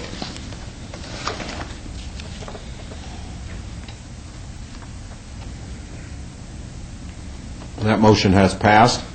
Item 31. Item 31, which is I believe the special use permit. Once again, I think the applicant has made a good argument, and my good commissioners here are willing to provide, I think it's a 1-year review period. And so I'm assuming you'd be back here in a year, and my real hope is that you continue to do good work and that you meet all the demands and that you make this house look like the shining star on that street that Commissioner Truesdell had requested. And as a final aside, I do understand the challenges. We don't want a proliferation of these uses in any particular neighborhood, but I absolutely applaud your efforts and think that there is a tremendous need for this sort of thing in this community and in communities all throughout our country. So I appreciate your passion and commitment, and my motion would be for approval of the SUP for this application with a period of, with all conditions and a period of 1-year review. And that would be by the Planning Commission? Public meeting. If I may, there would be, for your consideration, one of the additional condition would be that there shall be a 1-year review at a public hearing of the Planning Commission from the final approval of the SUP by the City Council. And for your consideration, an additional meeting so that it's very clear that no meetings shall be allowed at this location for non-residents. Okay. Please cast your vote. Applicants, can I have you to come back up and ask you, do you agree with those conditions as read by Director Wheeler? No, they can have meetings for the residents, but not... We need your word on the record that you're going to agree to uphold those. Yes, we agree with those conditions. Okay. Yes, we agree. Thank you. Motion's on the floor. Please cast your vote. And that motion has passed. Thank you. Those items go Good forward luck. to the City Council on October 1st. Thank you. Thank you. Item 32, RQR 28992, applicant Lamar Outdoor Advertising, owner Masonic Memorial Temple, Inc., required 2-year review on an approved special use permit, U0010-02, for a 55-foot high, 14-foot by 48-foot off-premise sign billboard at 2234 West Mesquite. Good evening, Cindy Warren for Lamar Advertising, 1863 Helm Drive, Las Vegas. Mr. Chairman? Oh, I'm sorry. Staff? I'm sorry. The existing billboard complies with the conditions of approval for special use permit U0010-02 to provide a 30-foot landscape berm, as well as the sign was found in good condition. Therefore, staff is recommending approval of this required review. Please note that additional letters of protest and support have been received. Thank you. Okay. Ms. Warren? I apologize. Do I need to restate? Or? Please. Cindy Warren for Lamar Advertising, 1863 Helm Drive. We do accept staff conditions and respectfully request your approval. Thank you. This is a public hearing. Anybody in the audience for or against this item, please come forward. Seeing none, we'll close the public hearing. Comments or questions from the board? If not, we'll entertain a motion on item 32. Seeing none, I'll make a motion. In regards to required 2-year review for 28992, make a motion for approval, subject to all staff conditions. Motion for approval on item 32. Please cast your vote. And that motion has passed. Goes forward to council on October 1st. Thank you. Item 33, SUP 28835, applicant Z Tejas LP LLC, owner Continental Properties LLC, for a proposed supper club with a waiver to allow a 0-foot distance separation from a church/house of worship where 400 feet is required at 9560 West Sahara. Staff? Mr. Chairman, staff is unable to support the requested waiver and is recommending denial. Staff also notes that there are additional protests and supports that came in after printing. Thank you. Applicant? Mr. Chairman, Commissioners, John Vornsan, 2657 Windmill Parkway, Henderson, representing the application. This property was previously occupied by Z Tejas Restaurant that vacated the premises last November. The existing supper club entitlement on the property is in effect until this coming February. Our concern is that because the privilege licensing process takes about 6 months, that a new tenant may not be able to be licensed and in operation by that time. This use permit would thus replace the existing one and give the time needed to reestablish this use. The religious facility that is located within 400 feet is the Young Israel Aish of Las Vegas, which is located within the same commercial development.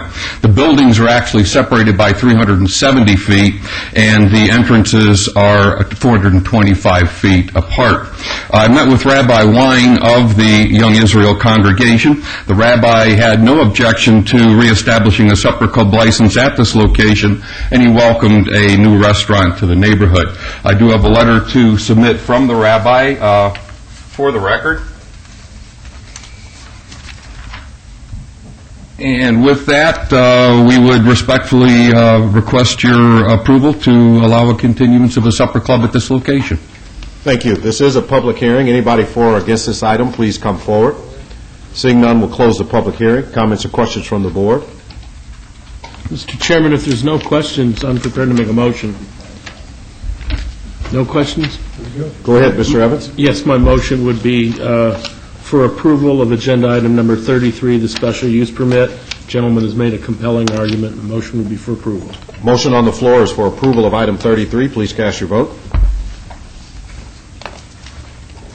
And that motion has passed. Thank you very much. Council October 1st. Thank you, Mr. Vorensen. Item 36, SUP 28998, applicant owner Great Wash Park LLC for a supper club and a waiver to allow an appropriate 141-foot separation from a park where 400 feet is required at the northeast corner of Rampart Boulevard and Alta Drive. Staff? Mr. Chairman, as there is no direct access to the existing park from the subject site, staff can support the requested waiver. Staff finds that the proposed supper club can be conducted in a compatible and harmonious manner as it will be located within a larger mixed-use development. Therefore, staff has recommended approval of this application. Please note additional letters of protest and support have been received. Thank you. Thank you. Applicant?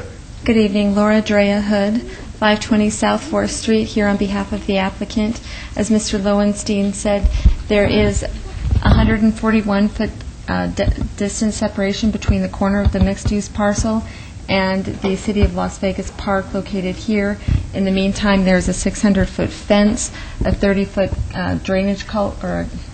drainage system with a box culvert, as well as approximately 500 feet of housing that separates the supper club, which is located in the northwesternmost part of the 30-acre mixed-use parcel.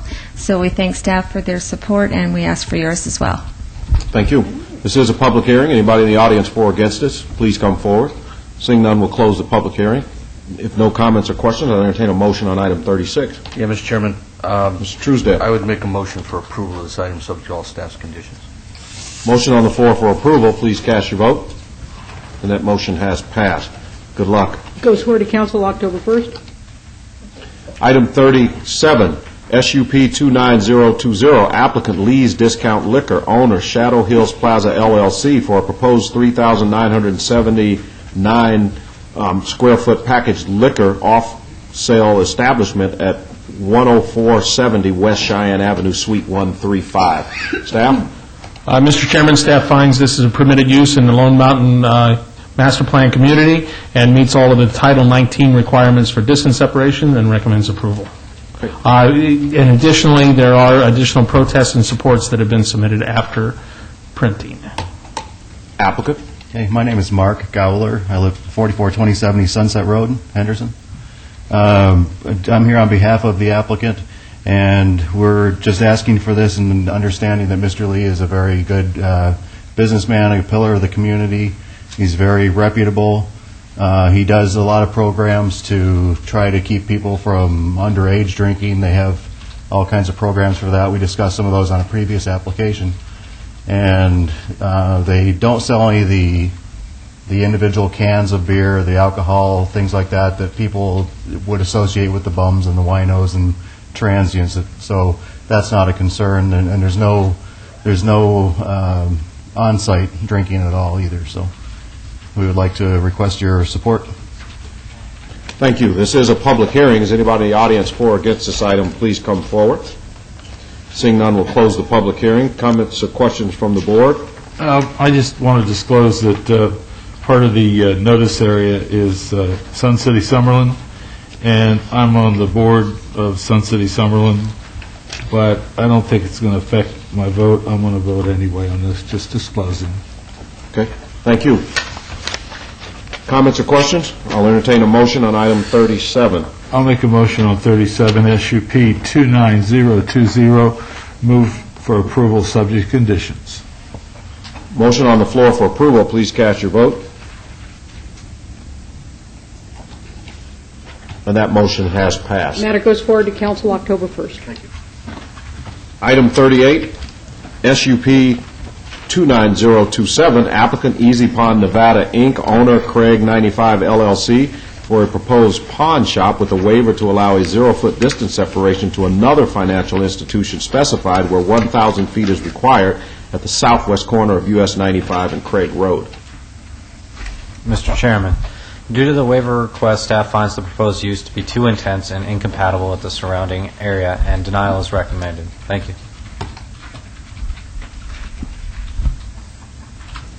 Thank you, Mr. Chairman. Paul Larson, 300 South 4th Street, representing the applicant. The waiver referenced by staff is actually more of a technical waiver rather than a practical waiver in all intents and purposes. The distance restrictions between financial institutions specified was originally intended to prevent clustering of payday lenders and short-term lenders, check cashing facilities, that sort of thing. The distance that we're asking for the waiver for is from an Albertsons that has a check cashing license.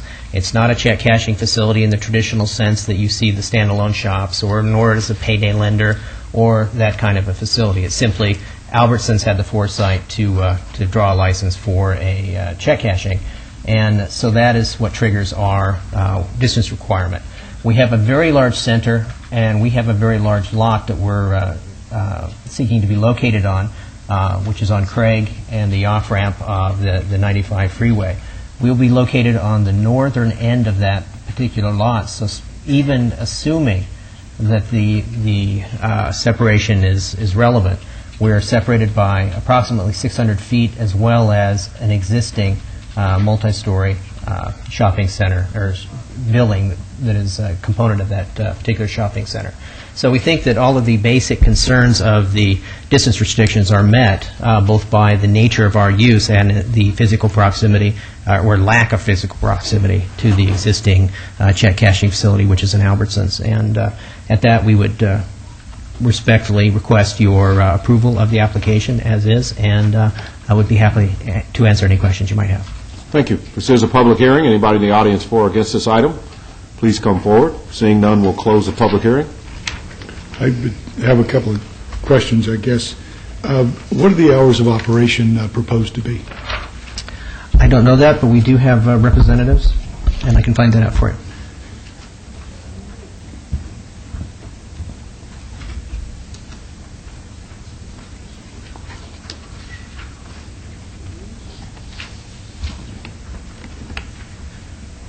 At the other locations, the operating hours are 9 a.m.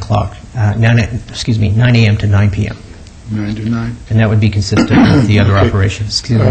Hours of operation are acceptable.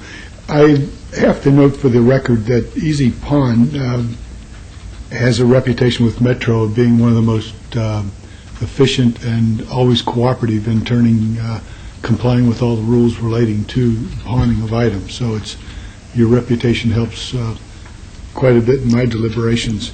One issue does remain sticking out, and that is the types of signage that you propose. I regret that I didn't bring the signage tonight. We had actually printed that, but it is very discreet signage. It's consistent with the signage for the surrounding shopping center. There's nothing garish. There's no pole signs of anything. And I believe, and Planning Director Wheeler can correct me, that we do have to come back and present our sign plan to you. We don't. Can you look at the monitor and you may be able to... It's on the plan. The sign plan that I have seen is consistent with the elevations that are on the monitor now. It's very, very discreet. Okay, then. Then, are there any other discussions? No, sir. Motion, please. Okay, well, let me ask Director Wheeler then to start thinking up how to word that the signage must be in conformance with the balance of the center in terms of size and... I I think possibly that the signage shall be in conformance with the balance of the center. Sounds good. And we'd agree to that. That's pretty creative. That's just the way I would have said it.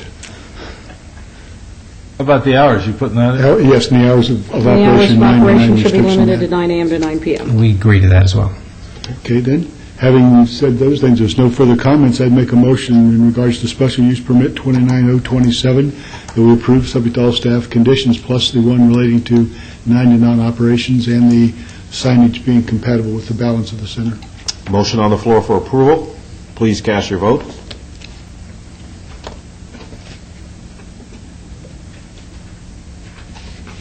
And that motion has passed. And that goes forward to Council 10-1. Thank you very much. Very welcome. For the record, I think this is the first time I've ever appeared in front of this commission without a tie, and I apologize for that. Very good. And under 10 minutes.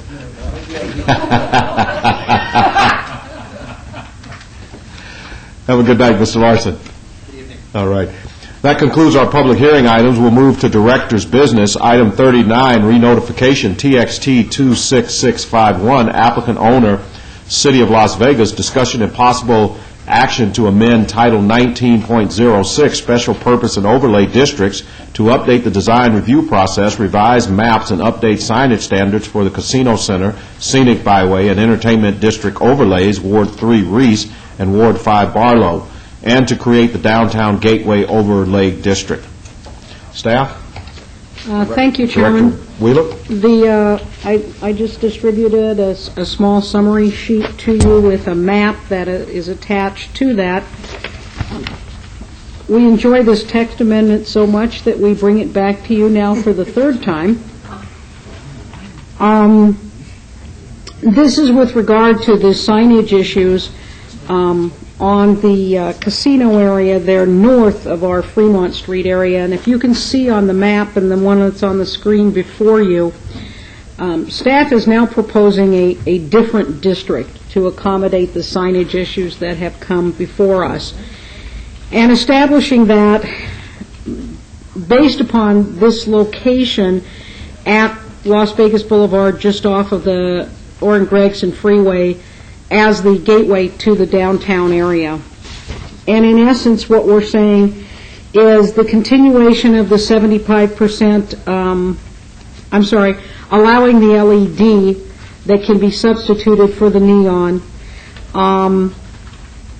that there is allowed to be the building wrap and also the wall-mounted billboards. So again, billboards flush to the buildings, but that are not necessarily in fabric.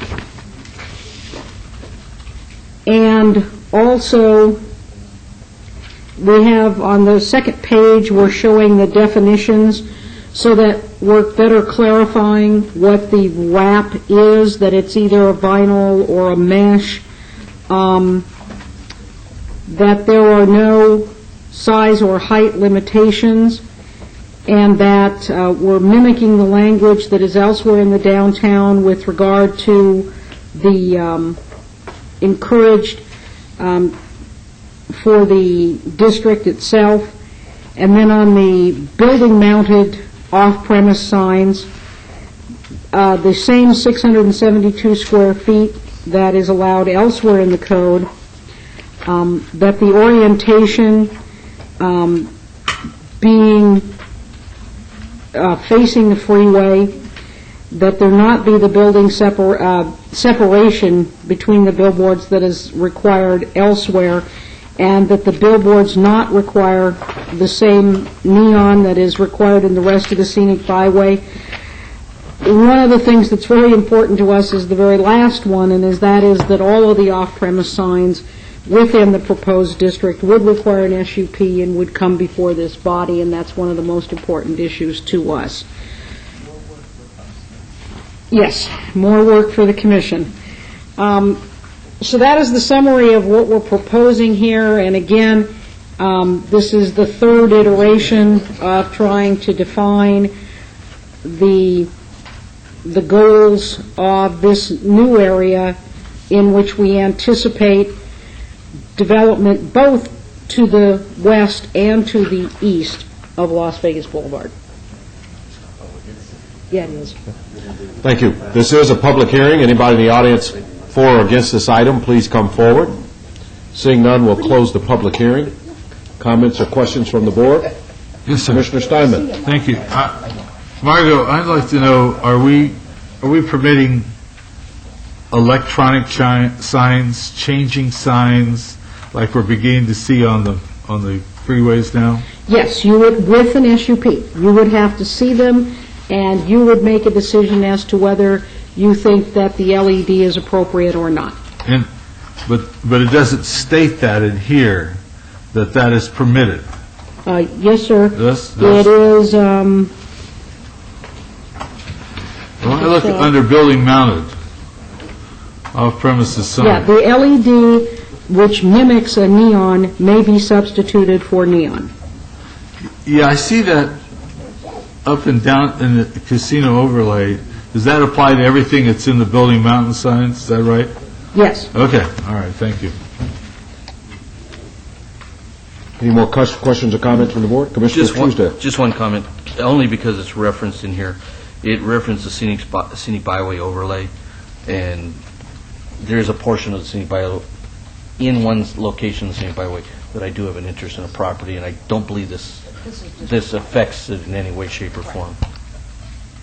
I just Mr. want to thank the staff for putting this together, and I know that, Margot, your office has been involved with that scenic byway program for a good long while. I think Yorgo has been pushing that for years and writing grants, and I really applaud your office for all of your work on this.